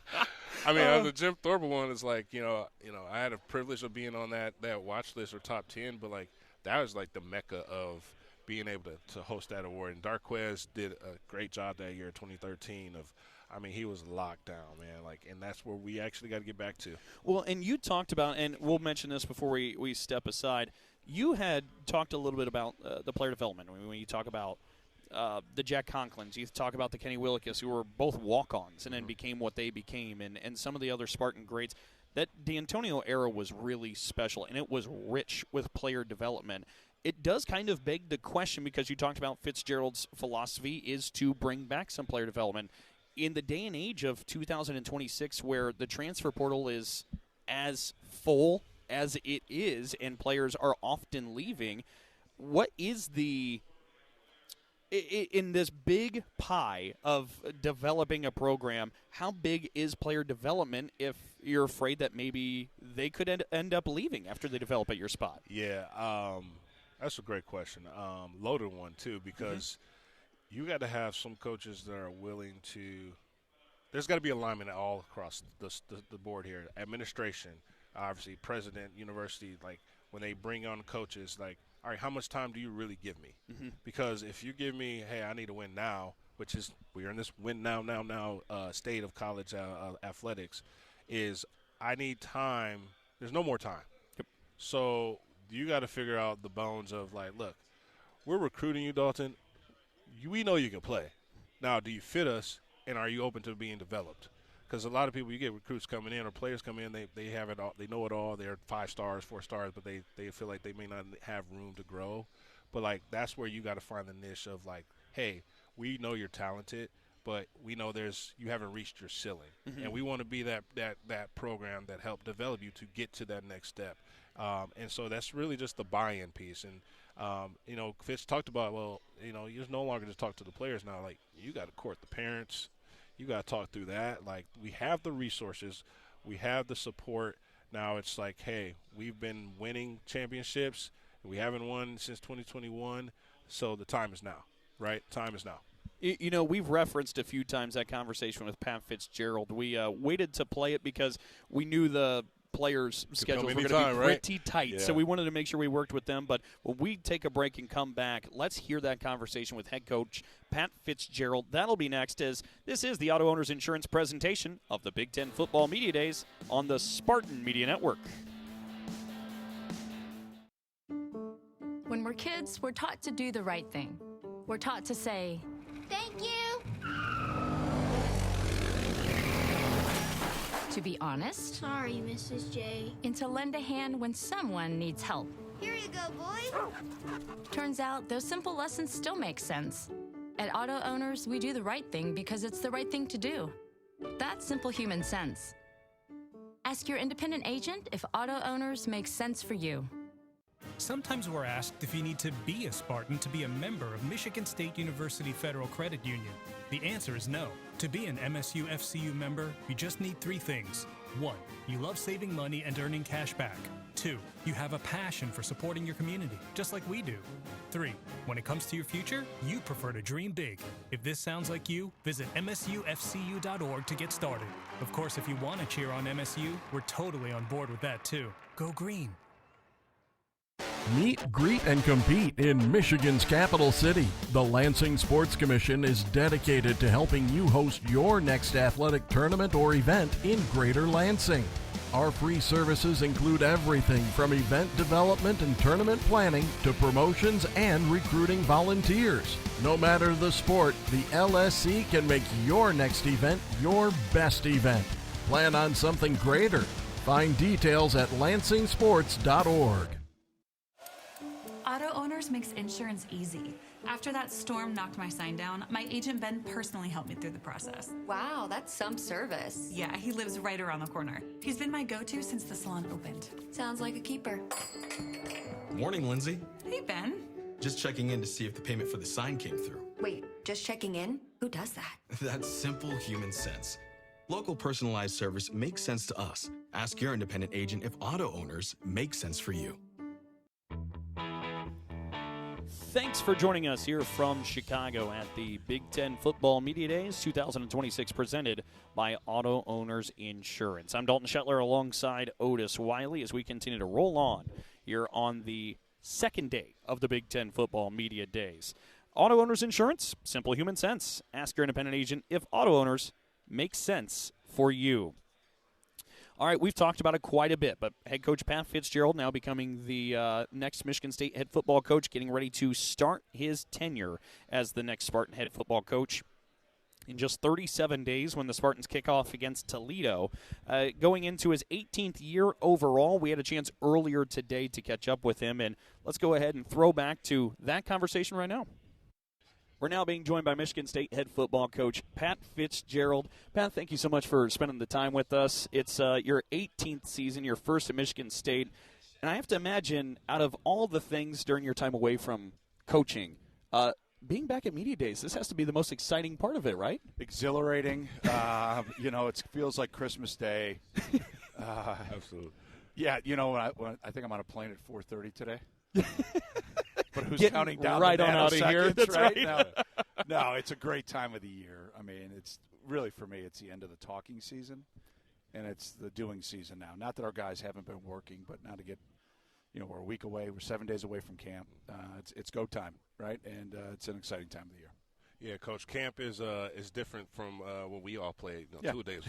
Yeah, right? I did 3 a days. I'm much older than you, buddy. Yeah, no. I say when we played, but yeah, talk about these players adapting to you, coming into former staff, you coming in, retaining some of the guys and some of the coaching staff. Yeah. But talk about how they were receptive to the coaching and leadership, things you were putting in place.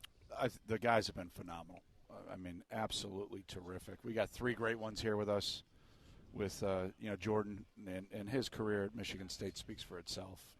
Really our only true 4-year player. Yeah. He's up for our AFCA Good Works team, and just is truly a consummate pro. Alessio, I don't know if there was a tougher kid in the Big Ten in the last month of the season than him last year. Yeah, so when that was a big decision that we had to make very quickly. And, man, he has been the real deal. And then Nikai Martinez, I'll tell you what, when I hired Joe, Joe's like, we have to keep Nikai. He is the glue that keeps everything together. And, it was great. Got to know his mom. Yeah. We had an interesting couple weeks in a way that, when I've gotten asked a lot, like, what's different? That was different. Yeah. But the conversations were great. They were exactly the way they should be. And we're blessed that he made what we thought was the right decision all along to come back, and he has been exactly what Joe said. He's been the glue. That's awesome. 3 great guys here, but that's just a microcosm of the whole roster. The guys have been busting their rear ends. I took a couple days off before 4th of July and after, not very long. I almost messed up. Our anniversary was on the 8th.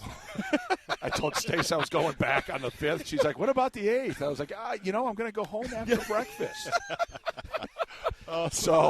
There's been plenty of mistakes I made in my life. I'm not messing that one up. So we get done, and I've been pretty much at every workout. And Joel Welsh and his staff have been highly organized. We've really tried to build the next week. Right, the summer was all and a little bit different, I think, for the guys. Everything is solely focused on getting their bodies, their minds, and their spirit ready to go to start camp. I don't want the guys. Now we got to do that. I want them to walk into August like, let's go. Yeah. So Joel's done a great job. That's good. Really good. That's really cool. And Pat, you talked for a moment there about Joe Rossi and the coaching staff. It kind of leads me to why did you want to retain Joe Rossi? How important was that for you as you came here? And then some of the other additions, Max Bulla, LeVar Woods. You've assembled quite a staff here. Yeah. Well, PJ's sitting next to us, so I got to keep this on the down low here a little bit, But I identified Joe. I had Mike Hankwitz, my longtime D coordinator, retires. 400 wins as a college assistant coach. Unbelievable. Probably never happen again, right? And so I had a job open, and Joe was on the list. And at the time, my budget wouldn't. I had done all the research. I just couldn't afford him when I found out kind of where that was. So he was again. You're keeping lists as head coaches, and he was on it. When you have a job available, people will talk to you. It's an amazing concept. So I told Joe, I said, I need a couple weeks. I go, listen, we're going to sit down periodically. We're going to talk ball. We're going to talk about what you believe in, how you see our defense, so on and so forth. But you got to give me some time here to talk to some folks. And he was professional. He understood. And he made it abundantly clear he wanted to be a Michigan State Spartan. And so it was just compare everybody back to Joe. And they were quick conversations because I'm like, listen, you've got 24 hours. Let me know. Yeah. And it just was like 1, 2, 3, and then Joe and I had talked over those 3 days, and it just solidified that was the right decision. A lot of similar philosophies defensively. If he calls it apples and I call it bananas, we're going to keep calling it apples, right? Let's keep the system as is. And so a lot of familiarity there for me, selfishly. But then the rest of the staff, it was how do you play off? In my mind, it's always how do I complement? I'm a 4. How is everybody else a 7, 8, 9, and 10 on the staff? And so, Joe, that was great. Man, I got a great one. Okay, let's go get Bang. We're trying to get LeVar. I dated Stacy for a month, and it kind of she started dating me. LeVar was too much. Come on. I got it. But come on. No, I'm joking. But it was a fun courtship. And when the day that he said, all right, I'm a Spartan, it was you know what? Here we go. So now and then, Nick was in the college football playoff, and I wanted that type of system I really had studied it when Kalen was at Indiana before he went and became the head coach at Fresno. So I've been tracking on that, knew of Nick, and then it worked out. So then after that was in place, now it's like, all right, how do I complement the coordinators? Because you don't want everybody being the same, you know, and so, you know, Rossi and Bull are a lot alike, you know, so. Which is great, I imagine. They're uber competitive, high energy. Then I brought Debo in, and I'm like, you guys got nothing on Debo. Oh, man. So, but no, it's a really good mixture in the staff. And, you know, like I've said to them all along, guys, like the honeymoon ends in about 40 couple days. Yeah. And the reality sets. And they're highly motivated, especially Joe and James Adams on defense and Waz and Hawk on offense. I mean, like, those guys, especially the two Spartan dogs, are so proud of this program and want to get it back to where it belongs. There's not a whole lot of motivation for me with Hawk and Max. Like, oh, yeah. There's no lacking there. No lacking of what they want to do and how they want to get it done. So, yeah, Coach, you you just said you rated yourself as a 4, and all the other guys were 7, 8s, and 9s. But I mean, you're being kind of bashful. And I don't think so. I don't think so. Pie. I think any leader that looks at themselves somewhere else, I think they lack humility, and I think they lack the courage to surround themselves with great people. And I'm telling you right now, I'm a really good coach when I've got really good players and a really good staff. Absolutely. Well, we can brag for you. You have 110 wins in your career. You're the 14th winningest coach in Big Ten football history. We can handle that part for you, Pat. Let's talk about the other ones that didn't go that way. Those are the ones that keep me up late at night. And, you know, it's an honor to be at Michigan State. It's an honor to be our head coach. And we're going to get this program back. Now, what does that mean, right? We've got to reestablish the toughness as the backbone of our program, and that's every day. Like, now it's no longer we have to talk about it. Like, we initially, that's all we were talking. I'm going to have to talk about it today, but, like I'm done talking about it. Like, we put on tape. What we look like is who we are, and there'll be some macro-level stuff, obviously, in camp, you know, just talking about who we are, what we want to do, and how we want to look. But the guys understand what toughness means, and it's more mental than physical. Yeah. And they've been doing a terrific job. Yeah, it was a mantra, man, when we were playing. It was win to lose, you leave bruised. And I know you had the experience of playing those Michigan State teams. You don't have to tell me, man. I know. That's that mantra, right? I walk with a limp, right? Like, it's yeah, I mean, you used to walk into Spartan Stadium. It was the toughest place to play in the Big Ten, you know, and we got to get it back there. And it's not an indictment on our fans. It's the other way around. It's an indictment on us playing the style of football our fans expect and deserve. Yeah. And, you know, we were talking last night. We took the guys out to dinner, and Jordan was saying, like, a couple of years ago, Coach, like, you couldn't hear yourself on defense. Like, third down, you couldn't hear. Yeah. And, like, he's like, we got to get back there. I'm like, yeah, I hear you. Yeah. That's the plan. Yeah, no, absolutely. And, you know, it's interesting, too, because you talk about toughness at Michigan State, and that's something in your introductory press conference back in December. You said toughness was built here at Michigan State. I'm curious, in your 8 months here, Pat, in East Lansing, you're a Midwest guy, you're a Big Ten guy. Yeah. What impressions of Michigan State did you have coming in that have been emboldened or enforced, and what's maybe surprised you? I came in very open-minded, okay? Like, you know, when you're at a place for so long, like I was, there's just kind of like you get indoctrinated. This is the way we do it, right? And that's fine. The sabbatical gave me a chance to step back, you know, I don't know if I'd be the same head coach today if I didn't go through what I went through. And so to step back, take a breath, research other people, talk to some really close friends, keep watching how this thing is evolving as far as kind of the business side of it, so to speak. And then come in, you know, here. I wanted to come in open-minded, clean slate, but I've been blown away by everything. First and foremost, the Spartan Nation has been like, you know, my boys. We go to the basketball game and we're going home to the graduate, and my boys were like, "That was awesome," you know. and I'm like, "Yeah, what a great dad I am." Right? You know, I had nothing to do with it, but like just from that simple thing to when we've been at, you know, we've been at dinner around town, been at hockey games, been just in the community. Been at St. Martha's meeting, so many. Like the list goes on and on of interactions I've had. It's been a common theme: welcome home, welcome home. And so, you know, you again, you can't just say that, you feel it. And so that's been incredible. And then Mandy Chandler and Todd Edwards and our academic support team, unbelievable, absolutely unbelievable. A 3.22 team GPA, highest in program history in the spring semester. Obviously, huge credit goes to the guys, but Mandy is on them now. Yeah. And like, there's no crack. Like, that was the thing we talked about when we took over. No cracks. There's no cracks anywhere, okay? We're building this thing on bedrock. So if it's academic support to nutrition, if it's offense to defense, special teams, the way we sleep, the way we everything, there's no cracks.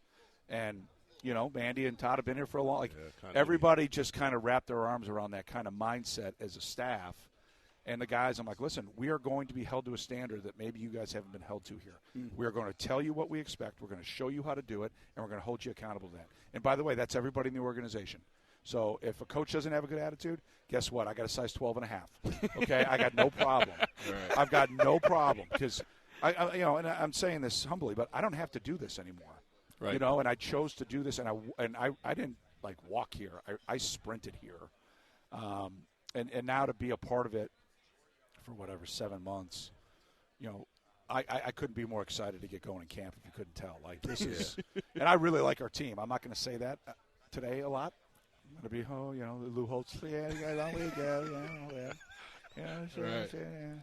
But, you know, what we brought into the portal, what we were able to add in high school recruiting, we have a competitive roster.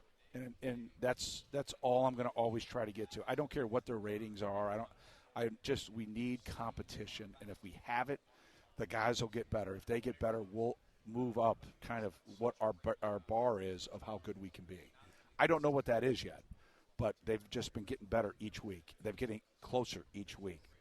And it starts up front on both sides of the ball, and especially in our O-line. We are a completely different O-line today than we were when I took over in December. Well, and that actually kind of leads us, as we only have a minute or two left with you, Let's Pat. stay here all day. I'd rather stay with you. Well, we could. You know what? We have this headset. You got the chair for the day. Back. That works for us, Pat. I also didn't know Lou Holtz's impression was in the toolbox. We're going to have to find a way to dig that back out later on. Yeah, it was a junior day when I was sitting in the front row and just spitting all over. Yeah. He sprayed. I'm a sprayer too. I got my front four teeth knocked out, so I always temper it. Don't sit in the front row. You're going to wear it. You know, Life of a linebacker in the Big Ten. It is what it is. Well, before we say goodbye, Pat, you talked a little bit about your roster and that you have a competitive roster. Mm-hmm. For the fans, let's talk about the strengths of this team, the areas you're looking to improve on before we kick off against Toledo, and what should fans be excited about? All right, let's start with the last one. I think the fans should be excited that we're going to do everything we can to make them proud to be Spartan fans again. And that's a bold statement, but I think, you know, the way we have to attack that is we've got to play our style of football, which is going to be from the inside out, fundamentally sound. You know, we don't believe in scheme. We believe in fundamental technique and toughness. And so everything we do is all geared to that in our preparation. So, you know, if fans like sending like these cool plays from the internet, they're probably going to go in the trash because we're going to run duo and we're going to run outside zone and we're going to play like we're going to do what we're going to do, but it's how we do it, right? And that's what we're instilling in the guys.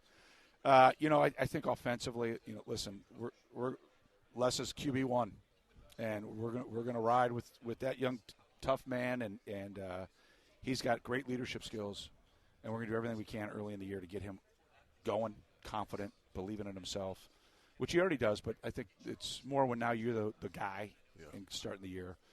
I really like the depth in our running back room, big time. I mean, Cam Edwards is a dude. Yeah. You know, but now it's a longer list than that. I mean, we've got he's not going to have to carry the ball 40 times a game. Right. Up front, I think we're a completely different outfit. Completely different. And Nick Sharp came up with kind of a mantra for those guys. They call themselves Roots. Roots. So the roots of like the program. That. Yeah. And, you know, we've got a number of pieces, but the experience that we've added up there, the starts we've added, unlike Les, that group is very experienced. Very experienced. So we've got to get better. Then defensively, you know, we've got depth at D-line. We maybe not have a marquee we've got a marquee group if they play competitive football, fundamentally sound, but we're going to probably be rotating a little bit there. Linebacker feel great. Back end might be our strength. And then at receiver, same thing kind of as D-line. I really like kind of 1 through 10. Now who's going to step up in camp and then who's going to start making plays will determine whether or not who plays the most reps. So you're going to see probably a little bit more rotating maybe than you guys have seen in the past. Okay. Well, there's a lot of reason to be excited. September 4th against Toledo, it all gets going. Pat Fitzgerald, this was great. Welcome home, as all the fans have been telling you for months. Welcome to the Big Ten Media Days, and excited to get going. Thank you. Sounds good, guys. Go green. Go White. Go White. See you guys. Thanks, guys. All right, there you have it again. Michigan State head football coach Pat Fitzgerald. And Otis, I know we talked a little bit about it, certainly there with him, but there's a lot of reason to be excited. And what a personality, huh? I mean, just unreal. Yeah, you don't have to do much. Dig for anything. you just a good point guard throws the assist, and he will shoot it, slam dunk it, and get back on defense, steal it, and do the same thing. So I had a great time that interview, starting the Big Ten Media Day in the morning with that energy, but also the opportunity to understand he's taking that into fall camp, and that's the same energy our guys are getting filled with, but also energetic with, to be able to play a long season ahead. It's infectious, simply infectious. Auto Owners Insurance, simple human sense. Ask your independent agent if Auto Owners Insurance makes sense for you. You're listening to the Auto Owners Insurance presentation of the Big Ten Football Media Days. Sushi, hibachi, ohana, you got me.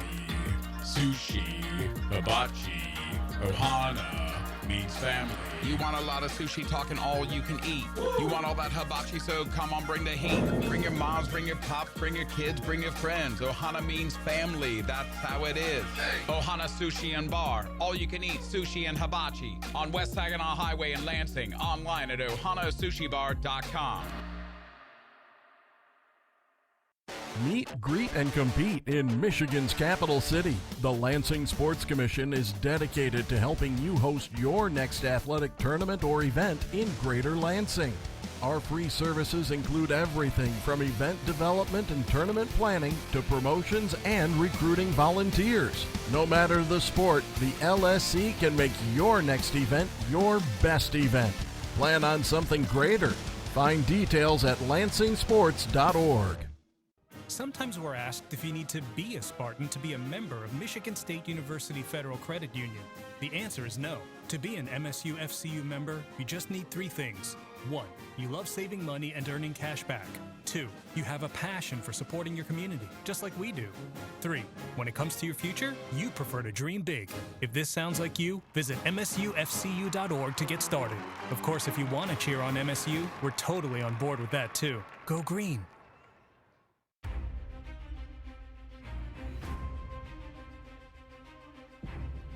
This is the 2026 Big Ten Football Media Days, presented by Auto Owners Insurance.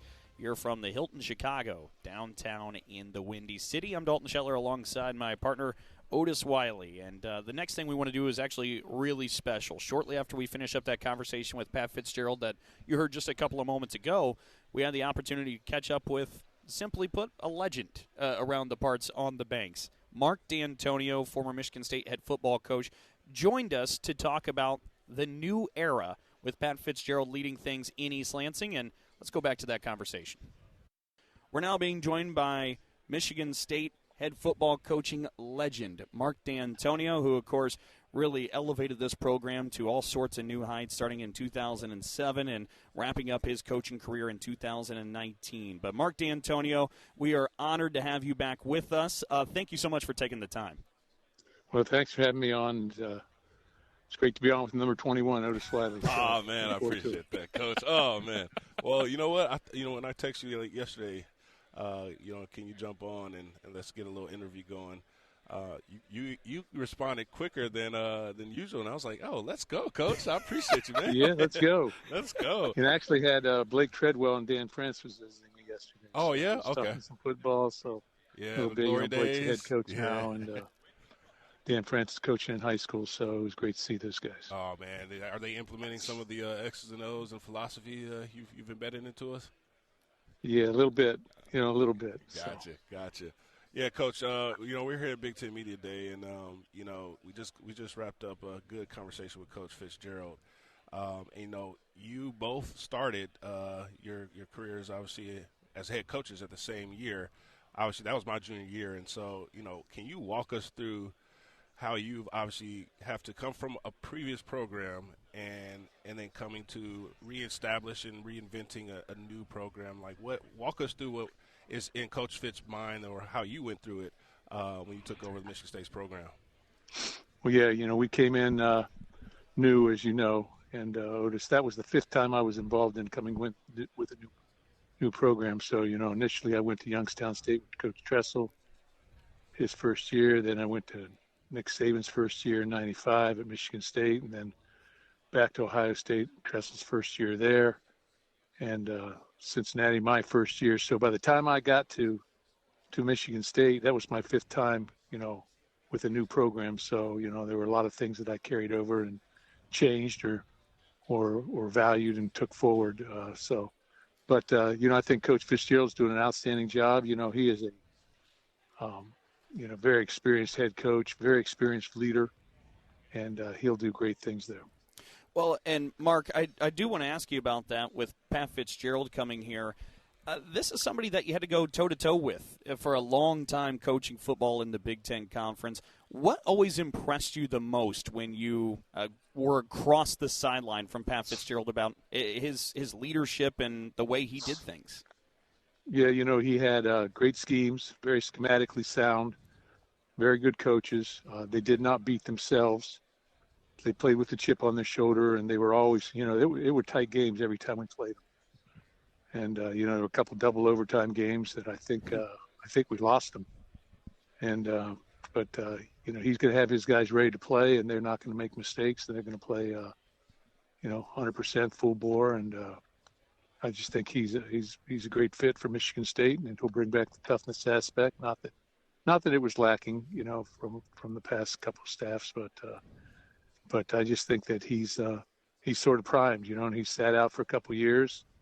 So, that enthusiasm and that want to is going to be there. It's not going to be stale. Yeah.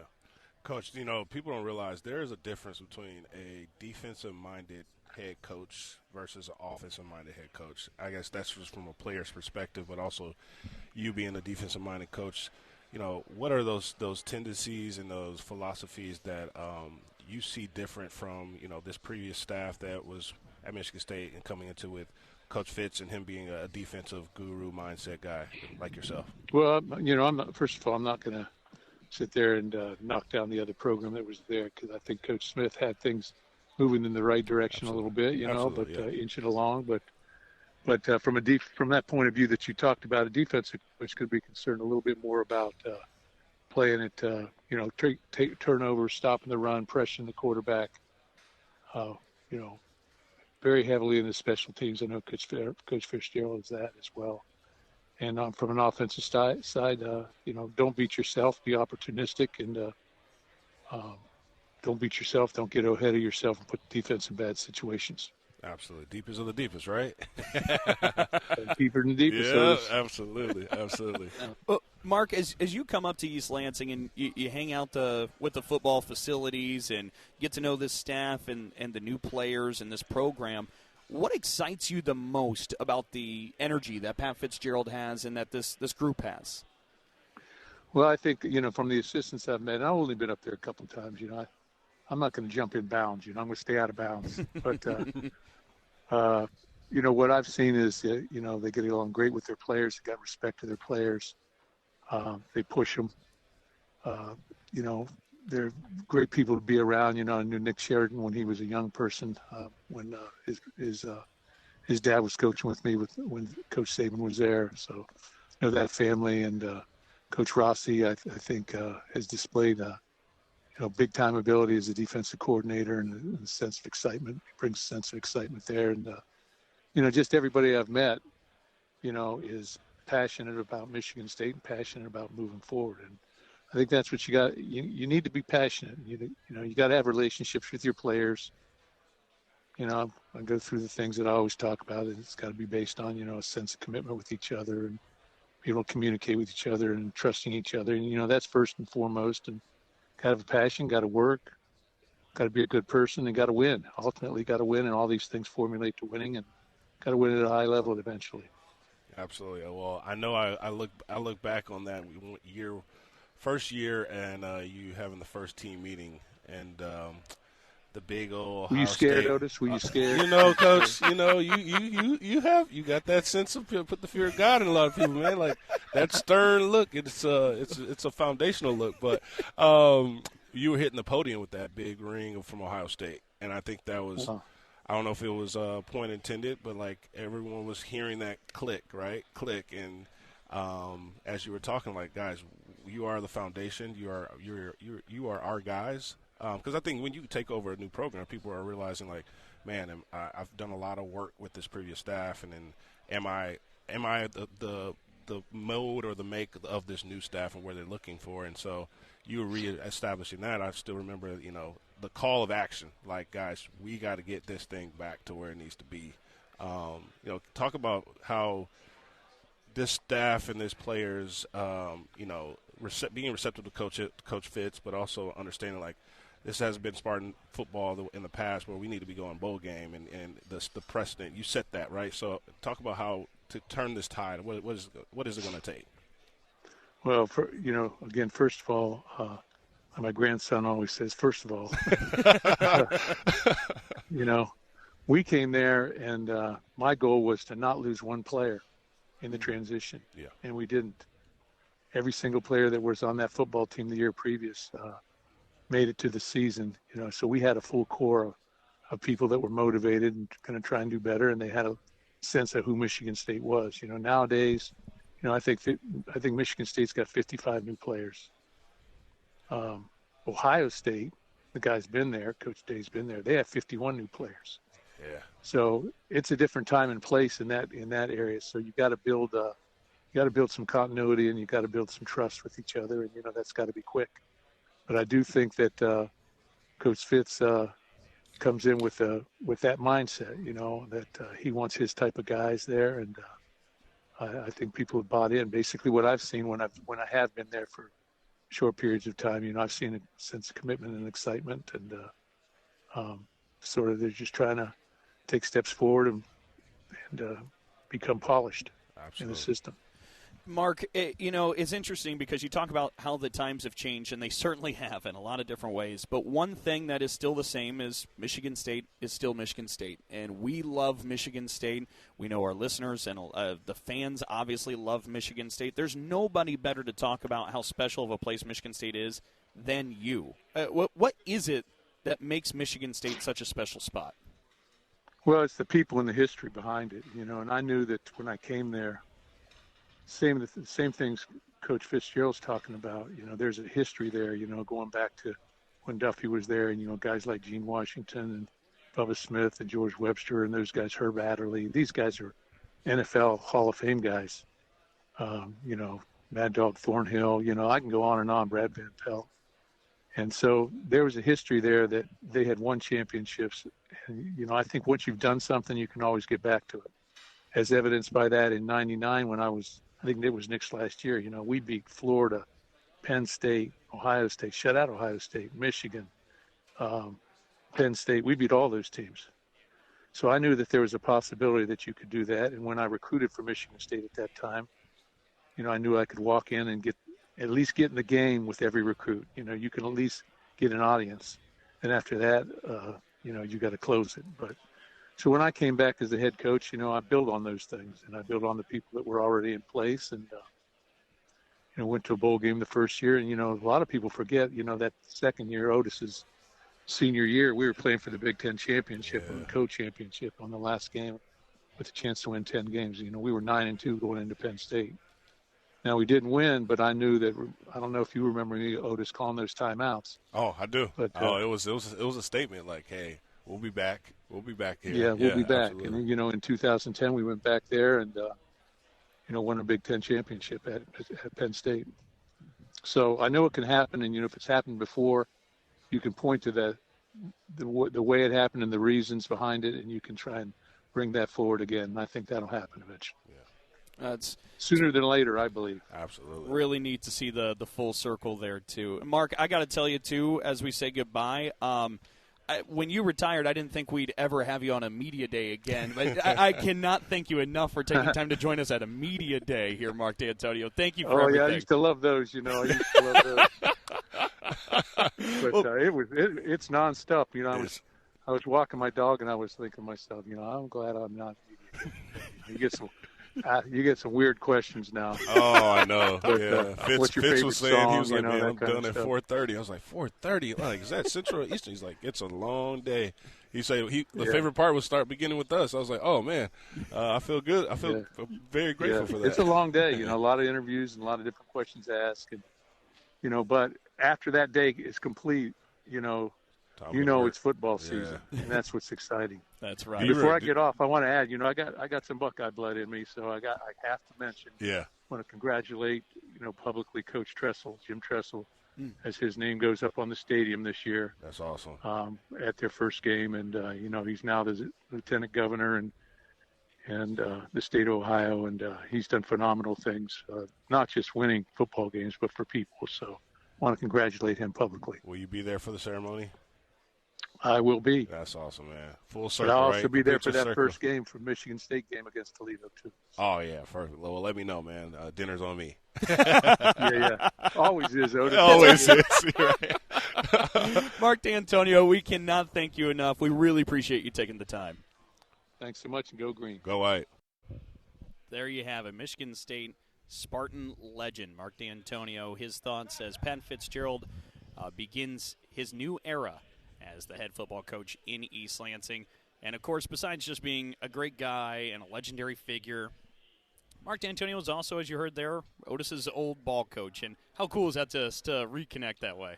It's always cool. A full circle moment where, I've had an opportunity to golf with him at the Meyer LPGA Pro-Am. And just to, hear the stories, he has a memory better than myself because he can go from detail to detail.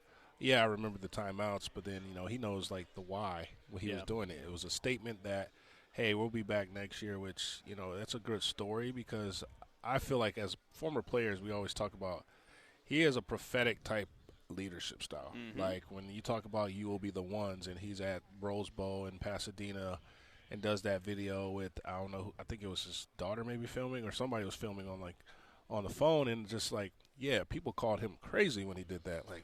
You will be the ones. What? Oh, what? Okay.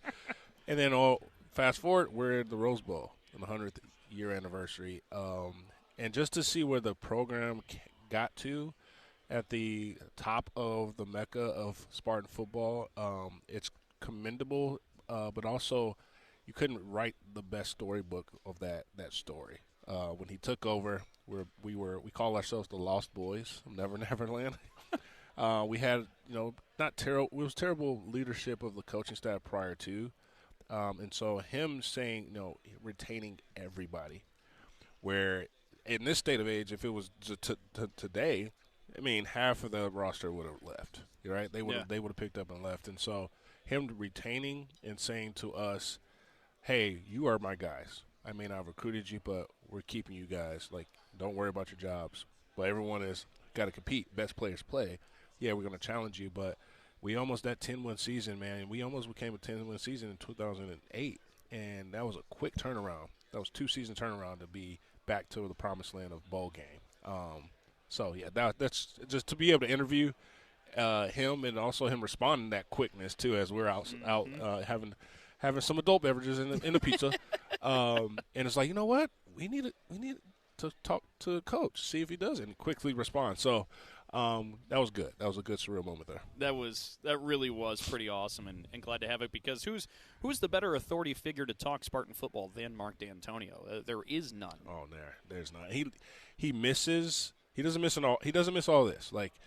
He very, I would say introverted. He was on when he was on. He had to do it, but he misses the guys. He misses the team camaraderie of seeing a guy who comes in as a pup freshman. Learn, kind of click, see it click, and then evolve in making plays. That was his passion, purpose, plan of pouring into all of the guys he coached in his tenure. So every time you talk about that, he's like, I just miss the guys. Yeah. Like, you missed the locker room. Everyone's going to miss the locker room. I mean, you missed the locker room, right? So that's he's a good dude, man. I love that guy to death, man. Now, in the moment, it was hard. It was hard, but you realize that the challenges he was challenging you as a young man, has been full circle. You start to complete that and seeing that as you are a father and as you're leading a family. Like, that is the life hard lessons that were hard then, but now you realize why. Yep. And a lot of those guys that he's coached have had that same kind of was it deja vu of like, oh, coach said this back in 2007. So, yeah. As you said, prophetic. I mean, just a prophetic guy. Lansing, 7:30 a.m., WVFN East Lansing. When we come back, we're going to be joined by another member of the broadcast team, the analyst on the Spartan Media Network for football, Jehuu Caulcrick. That's next, as this is the Auto Owners Insurance presentation of the Big Ten Football Media Days on the Spartan Media Network. When we're kids, we're taught to do the right thing. We're taught to say, Thank you. to be honest. Sorry, Mrs. J. And to lend a hand when someone needs help. Here you go, boy. Turns out those simple lessons still make sense. At Auto Owners, we do the right thing because it's the right thing to do. That's simple human sense. Ask your independent agent if Auto Owners makes sense for you. Sometimes we're asked if you need to be a Spartan to be a member of Michigan State University Federal Credit Union. The answer is no. To be an MSU FCU member, you just need three things. 1, you love saving money and earning cash back. 2, you have a passion for supporting your community, just like we do. 3, when it comes to your future, you prefer to dream big. If this sounds like you, visit msufcu.org to get started. Of course, if you want to cheer on MSU, we're totally on board with that too. Go green. Meet, greet, and compete in Michigan's capital city. The Lansing Sports Commission is dedicated to helping you host your next athletic tournament or event in Greater Lansing. Our free services include everything from event development and tournament planning to promotions and recruiting volunteers. No matter the sport, the LSC can make your next event your best event. Plan on something greater. Find details at lansingsports.org.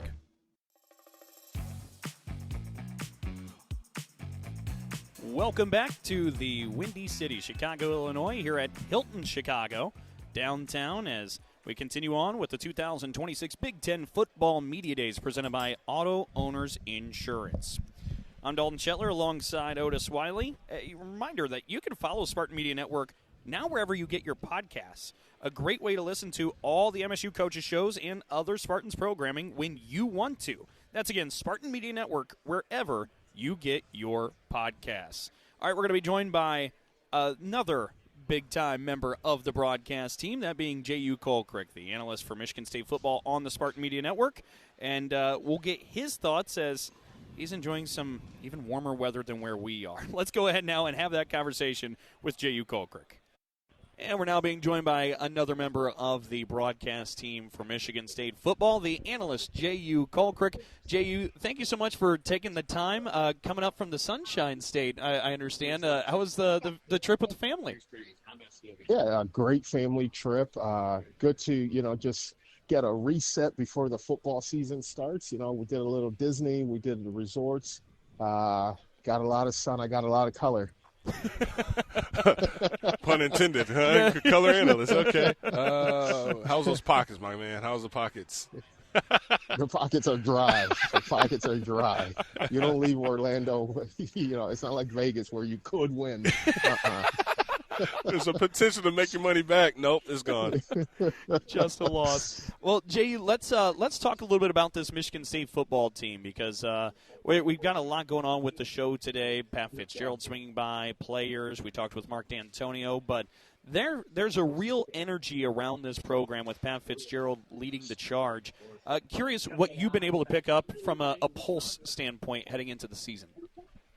You hit the nail on the head, Dalton. There is that word energy going into Michigan State football this year that hasn't been there the past couple seasons. So that's something that Spartans fans should be really excited about, that resurgence of Michigan State football. And then, you know, Fitzgerald's a guy that's coming in. He hasn't coached in, you know, a few years. I mean, no disrespect to the high school team, the state championship high school team that he was a volunteer assistant on coaching. But, you know, he hasn't coached at this level. So I get that sense of hunger from him to get back and prove that he's still a hell of a football coach. And something that really excites me with him is the collection of coaches that he has around him, guys from all different areas of collegiate football. You know, you see that big splash coming in, the special teams coach coming in from Iowa. And we knew, you know, at Michigan State the past few years, we've lost games, especially to Iowa, because of special teams. And so bringing in a different array of guys from all over the country, I think that's going to be something that's a hidden factor, you know, going into the season. Yeah, Jehuu, you talked about you know, Coach Fitz being out, and being able to kind of survey or look around like what's happening in the state of college football as he, you know, did some visits around the, you know, major programs. And, you know, when the day would come and he got the call, he was like, all right, I basically took some pain, some gains, and how to really run a successful program. We talked to Coach D this morning, and he talked about the transition of when you take over a program for year one. You know, walk us through what your experience is, what a Coach Fitz has to do to kind of establish this in year one, and really expectations of Spartan Nation of like getting the program back to where it needs to be. Yeah, so for Coach Fitz coming in, similar to Coach Dantonio when he first came in, my senior year, your junior year, Otis, at Michigan State, you have to establish that foundation. And the foundation of a house, the foundation of a structure is the strongest part of the entire building. So he has to establish that foundation right off the bat.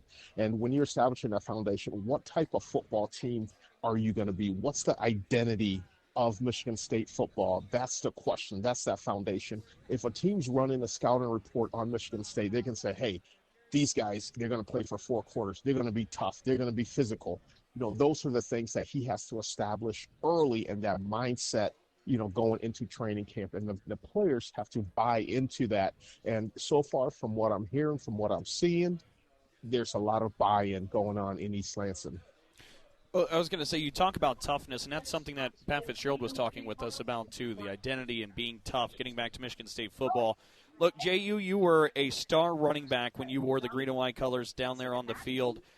Michigan State is trying to reestablish and resurrect maybe the identity of pound, green, pound, and getting back to charging the football. Cam Edwards comes in, a transfer from UConn. He's an 1,000-yard rusher, ran for more than 1,200 yards last season. How excited are you about Cam Edwards in maybe the potential for the rushing offense to get back to what we know? Yeah, I'm real excited for Cam Edwards going, you know, in spring ball, had an opportunity to catch a couple practices, see him out there, and just his explosiveness that he runs with. And he's the type of player that he can break it at any point in the game, and he has the physical tools to run a guy over as well as the shiftiness to make someone miss. The last time we took a running back from UConn, you know, now he's playing in Atlanta with the Falcons, Nate Carter, you know, so hopefully, you know, that transcends, you know, we find a nice little recruiting hotbed from UConn running backs. But, you know, I think establishing that run game is going to be huge. And, you know, but you got to get those guys up front. You know, the offensive line's got to come up front. And if they want to have that focus and that mindset of, hey, we're going to be a pound, green pound, it's going to start with that offensive line.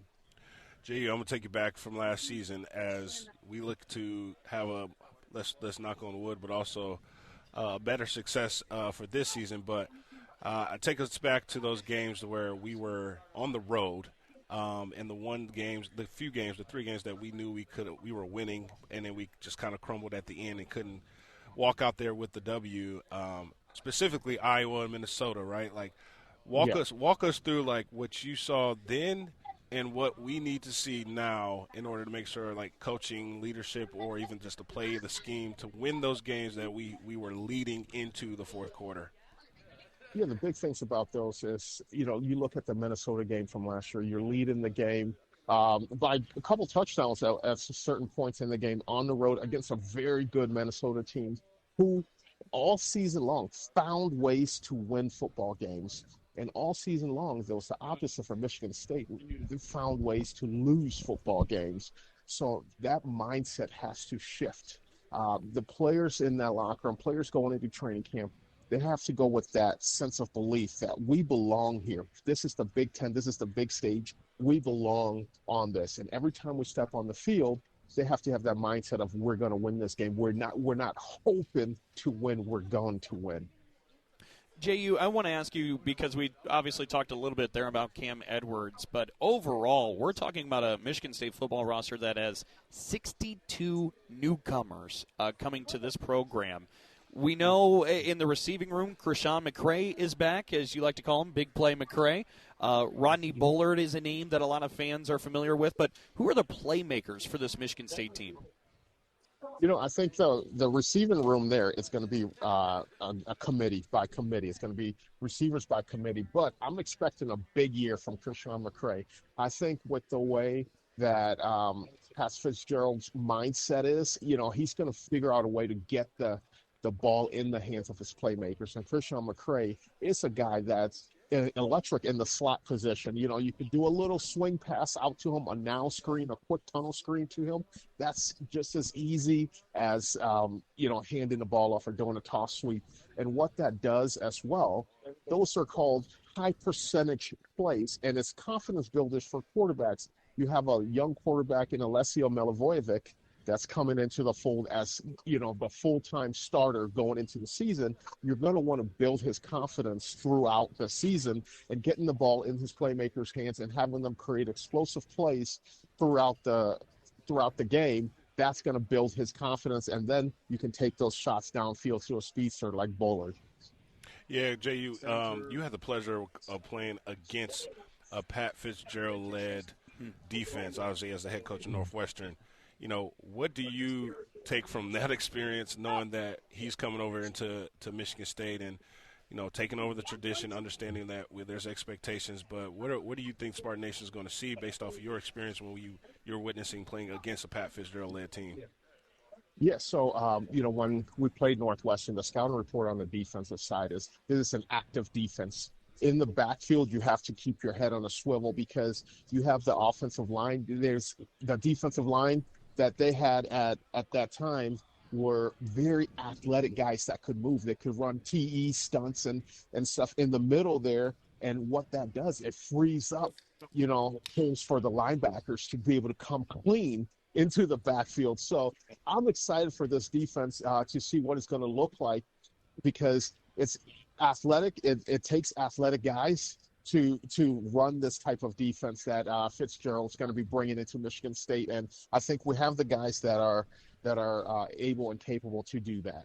Well, Jehuu, let's stay with that defense for a moment too, because as I take a look at the roster and some of the different groups, you look at Jordan Hall, who's here in Chicago representing Michigan State today, leading that linebacking room. That linebacking crew seems to maybe be the strength and the anchor across all position groups for the squad. Do you feel the same, and what makes them special? I feel like they're special because they've gelled. I think they're a close-knit group of guys that, they're athletic and they're very competitive. You got a guy like Jordan Hall, who is the heart and soul of that Michigan State defense there. He's a guy, he can dissect plays very well. He reads the run very well. A little hiccup, the only minus I would say that he worked on in the offseason in Jordan Hall's game is his pass coverage defense, covering backs out and everything of that nature. But I think, Jordan Hall leading that defensive unit there. I'm excited to see that. And on the corners, you got Charles Brantley coming back. To Michigan State, it says a lot when you go away and you come back. He could have gone to another school, but coming back to Michigan State, knowing that something special is in this program. Jay, you hit the nail on the head of Fitzgerald. I just used one of your pun intended statements there. You hit the nail on the head, Dalton.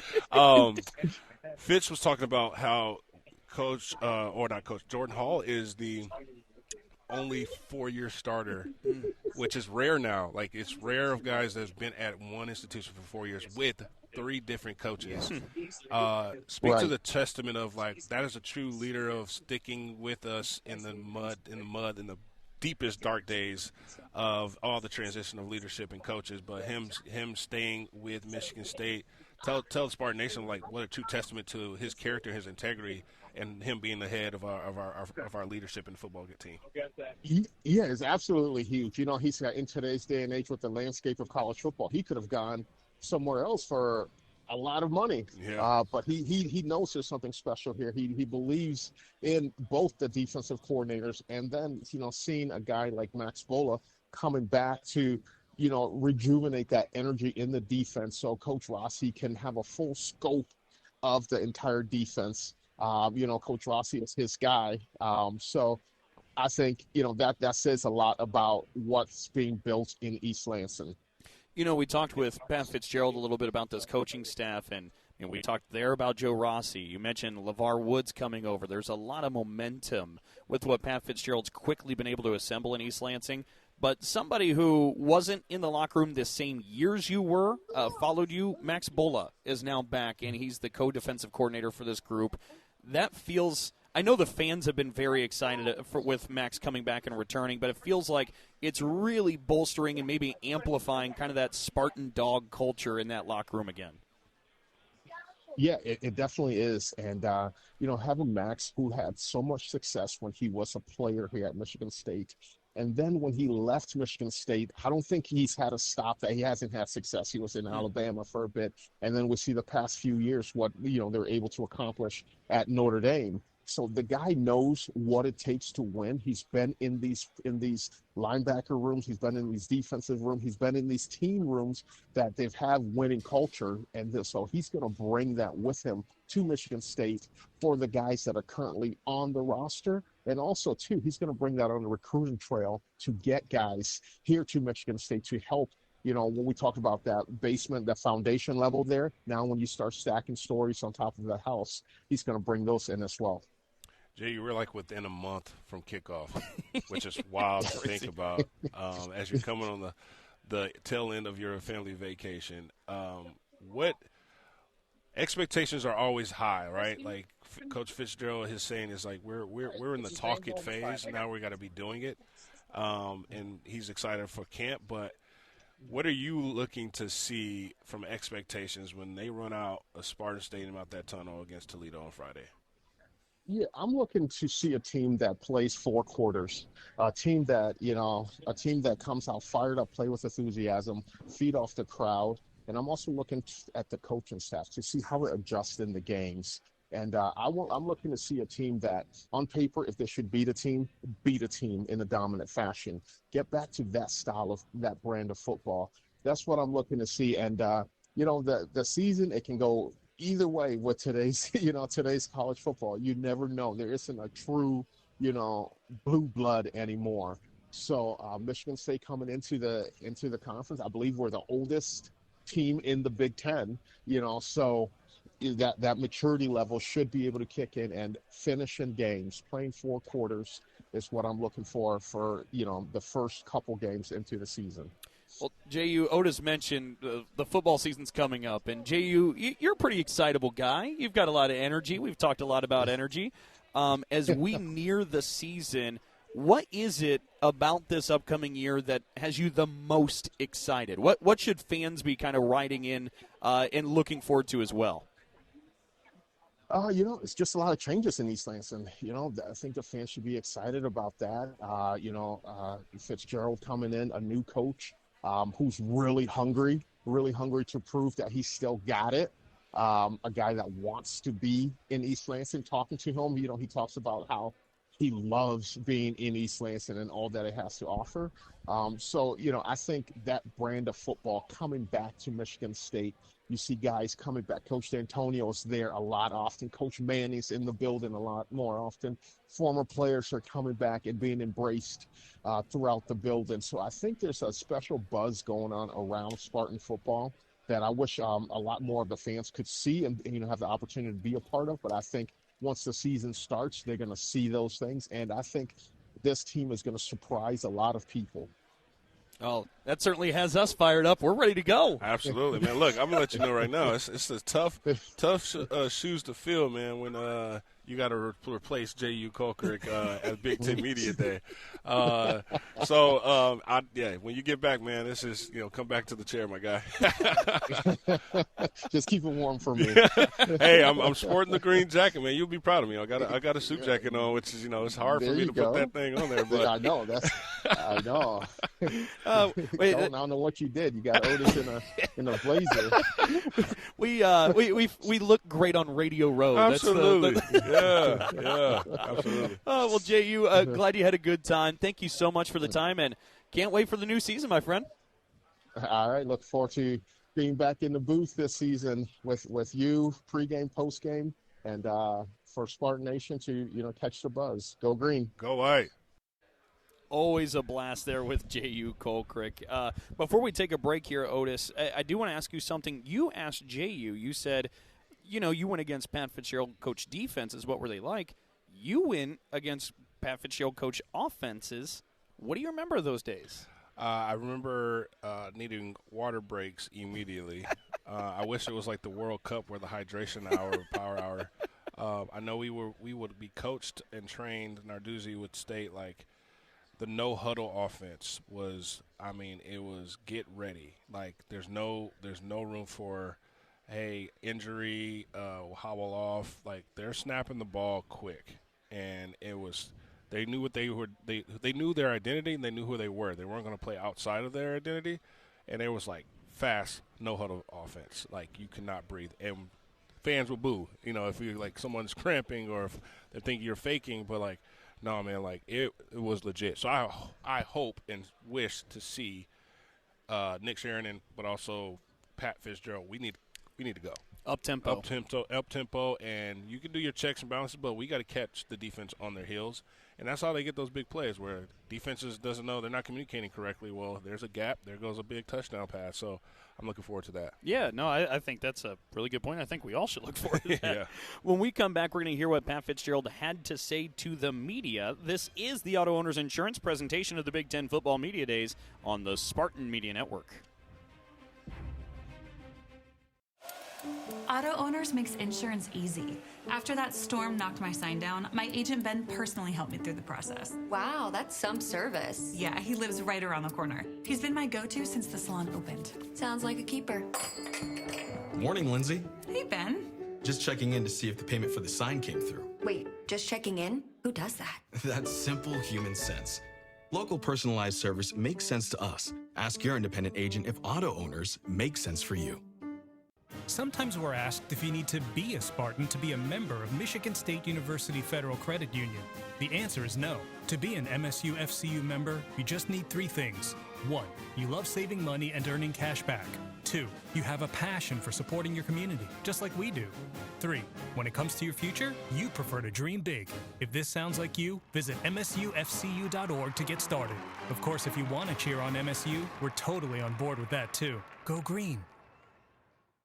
Meet, greet, and compete in Michigan's capital city. The Lansing Sports Commission is dedicated to helping you host your next athletic tournament or event in Greater Lansing.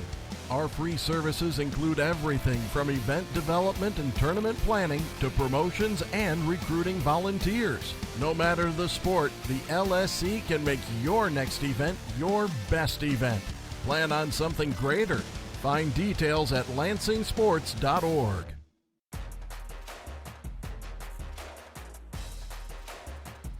You're tuned in to the Big Ten Football Media Days, presented by Auto Owners Insurance here in downtown Chicago. I'm Dalton Shetler with Otis Wiley. Auto Owners Insurance, simple human sense. Ask your independent agent if auto owners make sense for you. Earlier today, as the 6 coaches that were here on day 2 of the Big Ten Football Media Days spoke to the media, Pat Fitzgerald was number 2 in that lineup. Of course, we already had our conversation with him, but this is the press conference he had as he spoke to the media earlier today. Once again, Michigan State's Pat Fitzgerald. It's been an incredibly busy few months for us up in East Lansing, and fired up for 7 days from now to get going in training camp. I feel really great about our staff and our young men heading into the season. You know, Michigan State's a special place. You can achieve championships and get a great degree from a great school. And we're looking forward to taking this program back to where it belongs, to the highest level.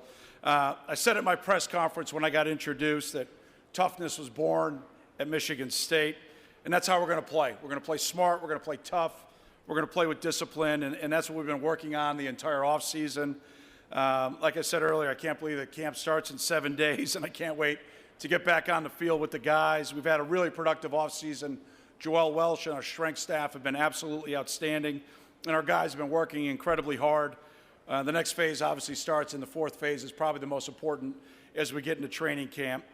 We brought 3 incredible student athletes with us that for our fans really need no introduction, but for everybody today, senior linebacker Jordan Hall. It's his 4th year in East Lansing, our only senior that's been there for 4 years. He's been a role model on and off the field. When he made the decision to stay as a Spartan, it was a huge, huge boost for our locker room. Was a captain last year. He's also our team's AFCA Good Works team nominee, and he's 2-time academic All-Big Ten honoree. He's an outstanding middle linebacker. He loves the game, but he's just an all-around just special, special guy. Our quarterback 1, Alessio Milivojevic. He's back home here in Chicago. He's a young man from out in Naperville. He's our unequivocal team leader. He's met with every player that we brought on campus during the portal. That was twofold. He's smart enough to get a free meal, and number 2, also a great leader to get to know the guys that we were trying to bring in. But he's just got all the leadership skills that you're looking for, that it factor, and we're excited for him to lead our football team this year. And then Nikai Martinez, 5th-year safety coming back from last year. He's an unequivocal team leader. He's determined. He's focused. And he's exactly what you want to call a glue guy that keeps the entire football program together. So I'll wrap it up. I know you all have a lot of questions. Maybe I'll answer some of PJ's questions that you guys didn't get to ask him. Just joking, but great job by my good friend PJ. But it's an honor and privilege to be the head football coach at Michigan State. I'm honored to be back in the Big Ten and look forward to getting the Spartan program back to where it belongs. And a big thank you to Spartan Nation. They've been so welcoming to myself, my family, and our entire staff and all of our newcomers. So we look forward to making you proud, and we can't wait to be in Spartan Stadium in 37 days as we get ready to take on Toledo. So with that, I'll answer any and all questions that you may have. Coach, on your left side, second row. Paul M. Banks, thesportsbank.net, USA Today Draft Wire. Good to have you back in the conference. Pat, it's only been about 3 or 4 years, but it feels like so much has changed. What to you stands out as changing so rapidly and so fast in the college football landscape since you were last a head coach? Yeah, Paul, it's great to see you. Thanks for the question. I think the biggest thing that's changed is basically the end of your season until you start the spring semester. So the retention of your roster, and then obviously the acquisition of talent that you get through the portal. That's the biggest change. Yeah, there's a financial component to it and rev share, NIL, and all that, but to me, that's been the biggest change. Guys want to be developed. They want to be coached. Our staff motto is to be the best player development staff in the country, and guys want that, and we're going to do it holistically. You know, our first semester, you know, we've got great student athletes. We had a 3.22 team GPA, the highest in program history. Mandy and her team do an unbelievable job with our academics. Like, our guys want that, and they embody that. So it's bigger than just kind of maybe the things that are covered in the media. Guys still want to be developed holistically. Coach, on your right side, first row. Hey, Coach. Jonah Wilson, Spartans Illustrated. Obviously, this isn't your first Big Ten Media Day, but first Big Ten Media Day at Michigan State. Just curious about what your emotions are like right now, being back in this environment, leading a program again after a few years off, but also in a place, in a town where you spend a lot of time. Yeah, Jonah, it's nice to hear from you. Thanks for the question. It's great to be selfishly home. We got a chance to see my wife yesterday. That was kind of cool. I haven't seen her in like a month. We get to move into our new home when I go back on Thursday, so I'm excited about that. My emotions are irrelevant. You know, I've been entrusted with the leadership position of one of the most successful and historical football programs in the country, and it's a great honor. And I just love our alignment. You know, to have Kevin Guskowitz back as our president, I just can't wait to lock arms with him as we move forward. I got a great text from him last night, and to have him to be a Spartan for a long time, I couldn't be more excited. But my emotions are I'm just excited to be in a leadership role again, but what about and me is irrelevant. It's all about our guys and developing our program. Coach, on your left side here, third row. Owen McCarthy, Impact 89 FM. You said after the spring game in your press conference that you only had 3 defined starters for week 1. Has the off-season program kind of determined any of that for you? You know, Owen, we've kind of walked through a journey of the third quarter of our preparation for this year, obviously in the summer. And I feel great about our competitive depth. That's what's jumped out to me over the summer. You know, I think most importantly, like with our offensive line, there's 10 or 11 guys that are competing for starting roles. When I took over the program, it was a very different story. I look forward to seeing how this plays out in the first maybe 10 to 14 days of training camp. Not only that position, but every position as we start to solidify our roster. I think for the Spartan Nation, especially early, you're going to see us play a lot of players.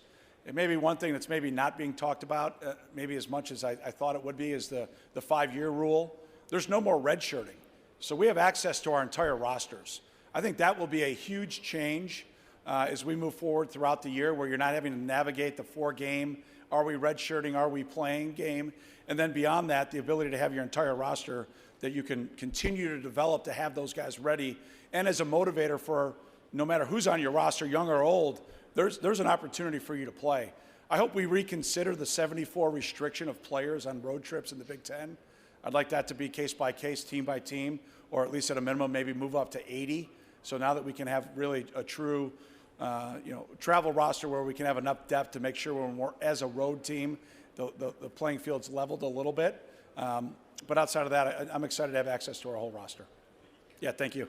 On your right side, Coach, third row. Hey, Pat, Jim Comparoni, SpartanMag.com. Good to see you again. Yeah, you too, Jim. All right. In 2026, I'm just wondering, what would success and progress look like, and how will you be measuring that going into the season? You know, I think you're going to have 18 head football coaches, Jim, walk up here and have an expectation to win the Big Ten championship. And if you don't have that expectation, I don't know why you do it. I have no idea why you do it. And that's our expectation. And when I was a student athlete, I heard this guy once say, we're going to take the purple to Pasadena, and people laughed at him. And we're going to take the green back to being Big Ten champions. And we're going to do it with everybody. And we need everybody. Like Tom Izzo, he's been a great mentor, a great friend, his staff, the Spartan Nation. We had Spartan DogCon last week. And to see all the guys come back, we stand upon their shoulders. We're going to draw upon their wisdom, their success. We're going to have them educate not only this team, but our teams moving forward. And we're going to get back to playing tough, hard-nosed Spartan football that's going to make our fan base and Spartan Nation proud. You know, expectations are to win the Big Ten championship, full stop. And if a head coach walks up here and doesn't say that, then I'd want to check their pulse. Coach on the left side, fifth row. Steve McGarvey, Associated Press. You talked about how much things have changed, but I'm wondering specifically the depth of the league. How different is it now versus when you were in the Big Ten last time? Yeah, Steve, you know, when you go to 18 teams and you add the 4 teams we added from the West Coast, we added championship-level teams. So the competition is at an all-time high, and that's what prospective student athletes out of high school and then transfers want to be a part of. They want to compete at the highest level. They can showcase their skills, and they want to have an opportunity to win championships with great guys and then go on to play on Sunday. And there's no better conference to do it than the Big Ten. First row, Coach, on your right side. Good morning, Coach. Erie Martin, a Big Ten student U with the University of Illinois. You're coming back into the Big Ten Conference, like you just stated, after 17 years and tenure in an unfortunate situation at Northwestern. Are you playing with sort of a chip on your shoulder with that? And was coming back to the Big Ten a big part of your decision to come to Michigan State? Yeah, well, when President Guskowitz came to see me, and it happened fast, and Jay Batt, I was praying and hopeful that it was going to work itself out. I wasn't going to walk to East Lansing. I was going to sprint. And the opportunity, once it was presented to myself, Stacy, and our family, it was a no-brainer. And it's been even better. Since the moment we walked off the plane and everybody mentioning welcome home, we felt that every day. Not only myself, my family, our staff, our support staff, and our players. And we're grateful for that for everybody in the East Lansing, Mid-Michigan, and Spartan Nation. I wouldn't say I have a chip on my shoulder. I wouldn't say our program has a chip on our shoulder. I'd say we have a bag of chips on our shoulder. I'll leave it at that. Coach on your left side, fifth row.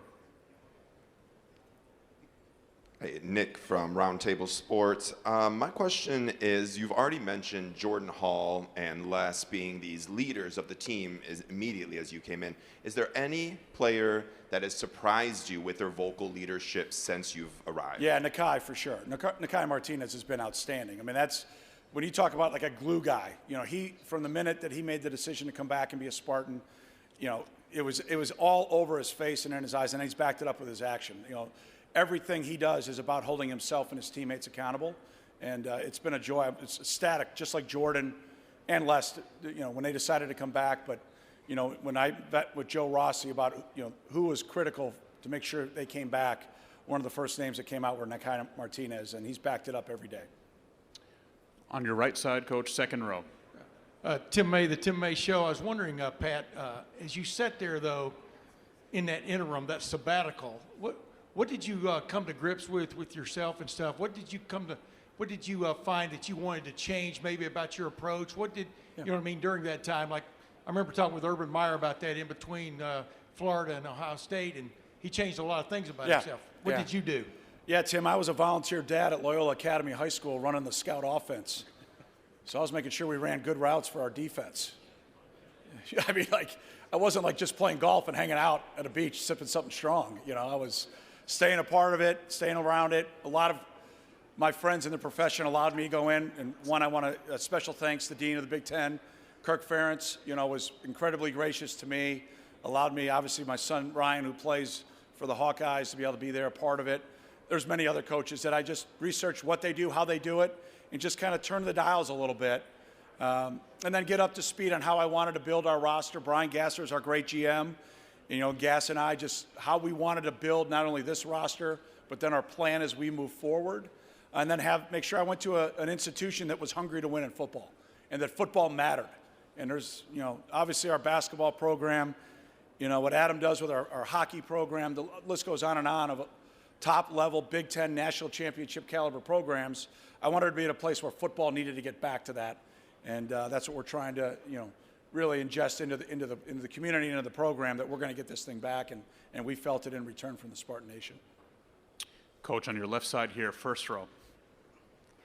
Coach Lynn Harrington with Stay Alive Part 5. How you doing today? I'm doing great. Good to see you. Good to see you. Welcome back to the Big Ten. Thanks. So I wanted to talk to you about LeVar Woods, who you hired from Iowa as your special teams coordinator and assistant head coach. Can you talk about the impact that he has made since you made the hire? Yeah, LeVar has been outstanding. The special teams that he's produced over a long time at Iowa speaks for itself. Top in the Big Ten. You could argue top in the nation. You guys get to do it as reporters. I tailgated last year in Iowa City. I get it now. It's pretty cool. This tailgating thing is awesome. So got to know Coach Woods and his great family, because our sons are freshmen together at Iowa, now sophomores. And just obviously was a fan of him from far. And then to watch the way that he's gone about building our special teams units, it's as advertised. He's going to be a head coach. And that was part of the things that I talked to him about bringing him to East Lansing is, I'd like to help you take that next step. Here's the plan. He's my right-hand man right now, and, when it comes to the coaching staff. And I believe we've got three great coordinators with Joe Rossi, and Nick Sheridan. They're going to help us develop our team not only this year but into the future. Coach Fitzgerald, thank you so much for your time. Thanks. Great to be back. Go Green. There you go. Michigan State head football coach Pat Fitzgerald, and what he had to say to the media earlier with his first press conference at the Big Ten Media Days as a Spartan. Look, he's kind of a veteran at this, right? Not his first time to the rodeo, but first time in the green and white, and everything popped off pretty well for Pat. Yeah, of course, I feel like all the same questions are the same. Yeah. But he can do that in his sleep, right? I think he can. So it's just how he prepares or props up what's to come. So it's just always looking at the review of what's happened when he's taken over. I mean, when he took over, you saw it, Dalton. He was immediately embedded into the culture, takes the mic at halftime or during one of the timeouts at basketball. Rah, handing out pizzas in the student section and just engaging to where he has this mantra. You have to get out in the community and win the hearts and minds back from Spartan Nation, and he has done that. And in order to do that, he also has to go build a staff and retain the players in the midst of 2 to 3 weeks.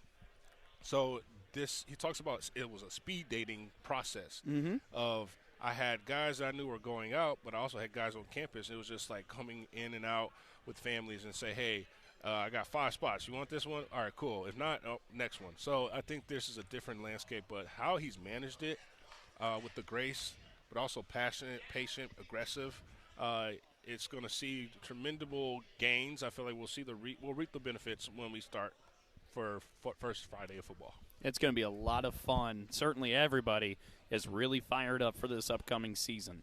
You're listening to the Auto Owners Insurance presentation of the Big Ten Football Media Days. Meet, greet, and compete in Michigan's capital city. The Lansing Sports Commission is dedicated to helping you host your next athletic tournament or event in Greater Lansing. Our free services include everything from event development and tournament planning to promotions and recruiting volunteers. No matter the sport, the LSC can make your next event your best event. Plan on something greater. Find details at lansingsports.org. When we're kids, we're taught to do the right thing. We're taught to say, "Thank you." To be honest. Sorry, Mrs. J. And to lend a hand when someone needs help. Here you go, boy. Turns out those simple lessons still make sense. At Auto Owners, we do the right thing because it's the right thing to do. That's simple human sense. Ask your independent agent if Auto Owners makes sense for you. Sometimes we're asked if you need to be a Spartan to be a member of Michigan State University Federal Credit Union. The answer is no. To be an MSU FCU member, you just need 3 things. 1, you love saving money and earning cash back. 2, you have a passion for supporting your community, just like we do. 3, when it comes to your future, you prefer to dream big. If this sounds like you, visit msufcu.org to get started. Of course, if you want to cheer on MSU, we're totally on board with that too. Go green.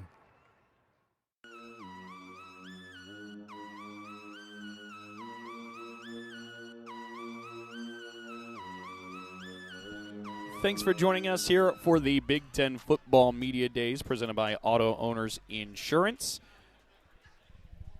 We are starting to wind down here on day 2 from Chicago, Illinois. As I'm Dalton Shetler with Otis Wiley. As we said, we're winding things down.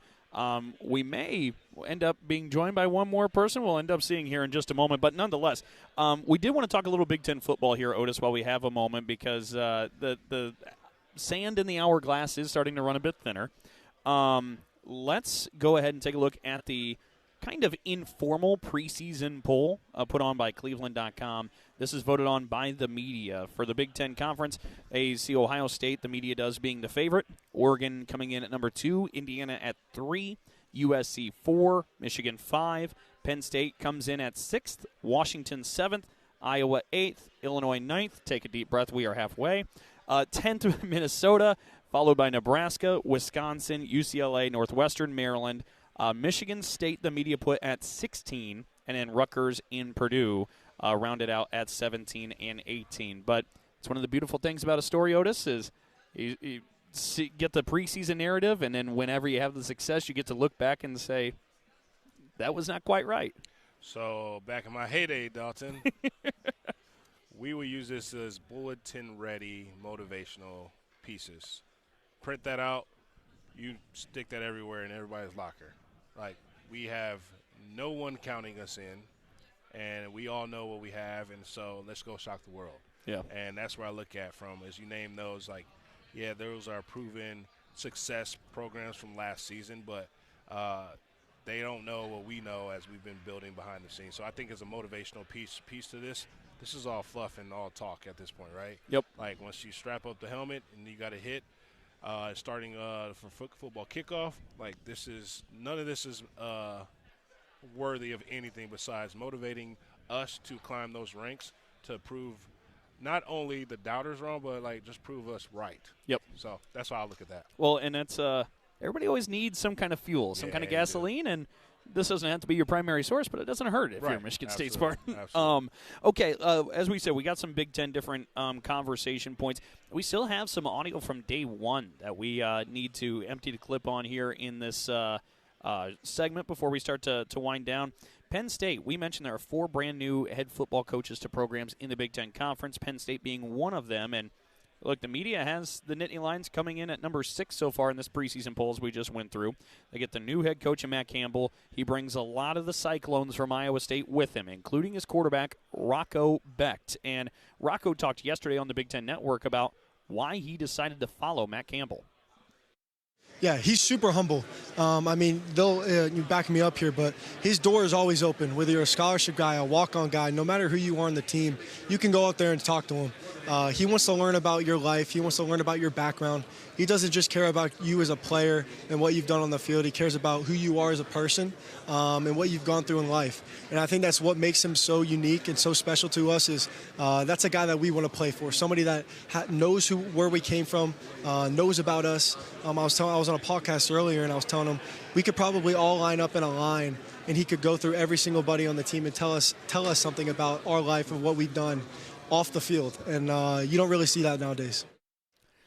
And that's, again, Rocco Beck talking about his head football coach, that being Matt Campbell. I want to switch over, and I was taking a look down at my notes because Michigan State on the schedule this year will play against Wisconsin, a road trip at Madison. That'll be on October 3rd. And for Wisconsin, Luke Fickell's heading into year number 4 now there in Madison. It's been a bit of a slow start. Honestly, a lot of it, Otis, it feels like injuries, especially to his quarterback. It feels every single year that ends up being a thing for the Badgers. The main thing is if Luke Fickell and the Badgers can stay healthy, get healthy. But year 4, this is where you're wanting to see that program take a step. And again, as we said, they will play against Michigan State this year. But your thoughts on that matchup coming down the pike? Yeah, historically, Wisconsin-Michigan State matchups, those are the brutal heavyweight battles.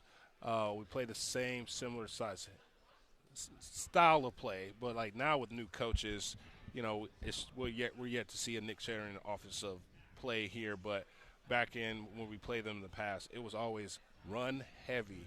Who can run the ball best and get the most yards wins the game, and the defense got to make the stops. I mean, if you look at the schedule. Last time, obviously, we played them, we won in double overtime. Mm-hmm. I mean, that goes to the testament to you have to go beyond the distance and play to the final whistle.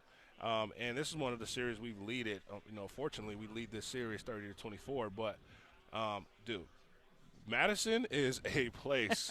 Camp Randall, dude, it is a place that you have to simulate in practice to be prepared so that you don't have the shocking factor that when you show up and you see hear the environment, the loud jump around third quarter, like you had to prepare for that in practice leading up to the game, so you're not shocked. But this is going to be a good heavyweight battle of like they both have something to prove. Michigan State has one. It was underwhelming season. Wisconsin as well.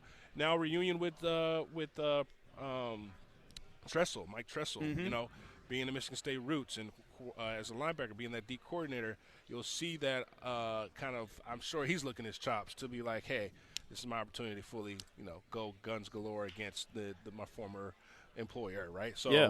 I look forward to seeing that. Well, and then you think, too, I mean, you talk about the series history. It was the first ever Big Ten championship game. I mean, who knows how many more. Oh, that Russell Wilson one. Oh, gosh, man. Well, the punt. I can. The punt, right? It was was the yeah. Well, maybe I can heal the burn if he was pushed in the back. I healed the burden right That's there. That's fair. Well, I was going to say if you go back to the regular season and it ends on the rocket play, yeah. Keith Nickel catching the ball and crossing the end line, one of the classic finishes in Big Ten football history. But all that to say, Luke Fickell was talking with the media yesterday, and this is what he had to say about maybe the adjustments that this program had to make, and he included. Probably have not recognized this. Over the last 9 months, there's been a hell of a lot of changes. And to the naked eye and to the fan, I don't know that you could see them all. But to the people from within the program, meaning the players, the coaches, the people that are really close to this team, have seen and felt a difference throughout this entire program. And I'm standing here today in a lot different place than I was in the last 3 years. And I really do mean that. Now, I don't have all the answers, and I'm not saying that we're someplace far off from where we have been, but what we are much different in is our leadership. And about 9 months ago, midway through a season, there were some things that started to happen, and we could have gone one direction or the other, and we were in a really tough situation.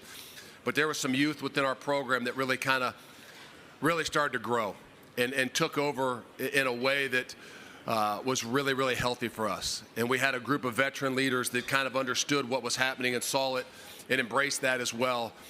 And has really, over the last 9 months, put us in a position that is far, far different than we ever have been since I've been here. And as we said, this is year 4 for Luke Fickell there in Madison. The Badgers are trying to turn that corner in year 4, and that proves to be one of the big tests for Michigan State. Again, I believe that's the second game, Big Ten game of the season for the Spartans. Yes, confirmed. It'll be the first road game in the Big Ten for Michigan State. It'll be the first game after hosting Nebraska for conference play. So we'll see if the Spartans are ready for that. When we come back, we'll wrap up with a little bit more Spartan football talk and say goodbye and count you in 37 days away from the kickoff of the season. We got all that to finish things out down the home stretch in just a moment. This is the Auto Owners Insurance presentation of the Big Ten Football Media Days on the Spartan Media Network. Auto Owners makes insurance easy. After that storm knocked my sign down, my agent Ben personally helped me through the process. Wow, that's some service. Yeah, he lives right around the corner. He's been my go-to since the salon opened. Sounds like a keeper. Morning, Lindsay. Hey, Ben. Just checking in to see if the payment for the sign came through. Wait, just checking in? Who does that? That's simple human sense. Local personalized service makes sense to us. Ask your independent agent if auto owners make sense for you. Sometimes we're asked if you need to be a Spartan to be a member of Michigan State University Federal Credit Union. The answer is no. To be an MSU FCU member, you just need 3 things. 1, you love saving money and earning cash back. 2, you have a passion for supporting your community, just like we do. 3, when it comes to your future, you prefer to dream big. If this sounds like you, visit msufcu.org to get started. Of course, if you want to cheer on MSU, we're totally on board with that too. Go green. Meet, greet, and compete in Michigan's capital city. The Lansing Sports Commission is dedicated to helping you host your next athletic tournament or event in Greater Lansing. Our free services include everything from event development and tournament planning to promotions and recruiting volunteers. No matter the sport, the LSC can make your next event your best event. Plan on something greater. Find details at lansingsports.org.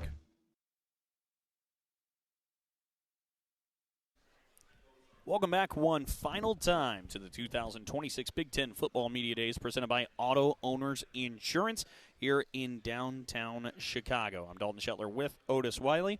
Look, we have just a couple of minutes here left. Again, do want to thank everybody because this was a fantastic show. I mean, we had Pat Fitzgerald join us. We had Alessio Milivojevic. We had Jordan Hall. We had Nikai Martinez. We played Pat Fitzgerald's comments from the podium. Jehuu Caulcrick called in.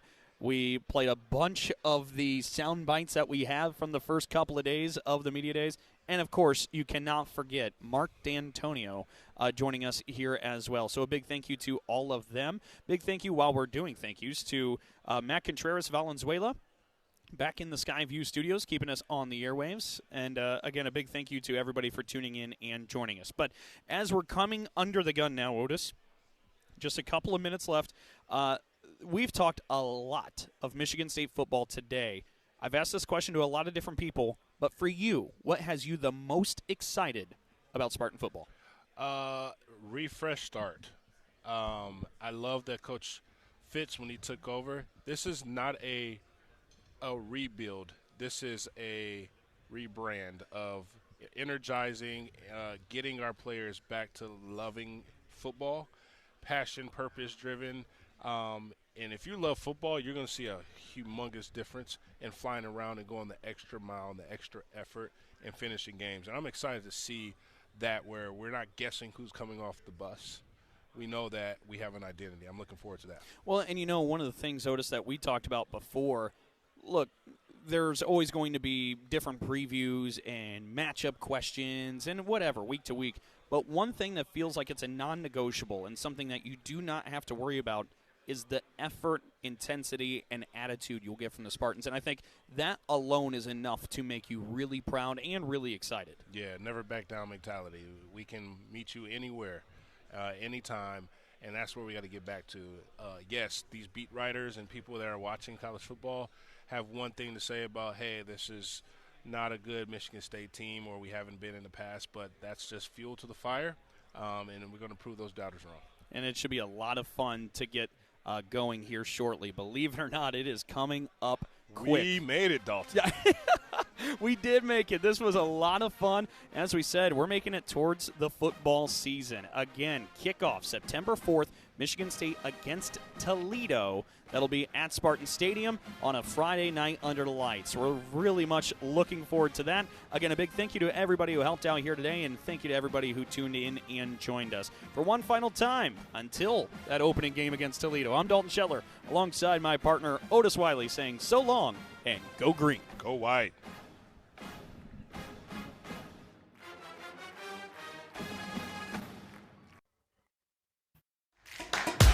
You have been listening to the Auto Owners Insurance presentation of the Big Ten Football Media Days.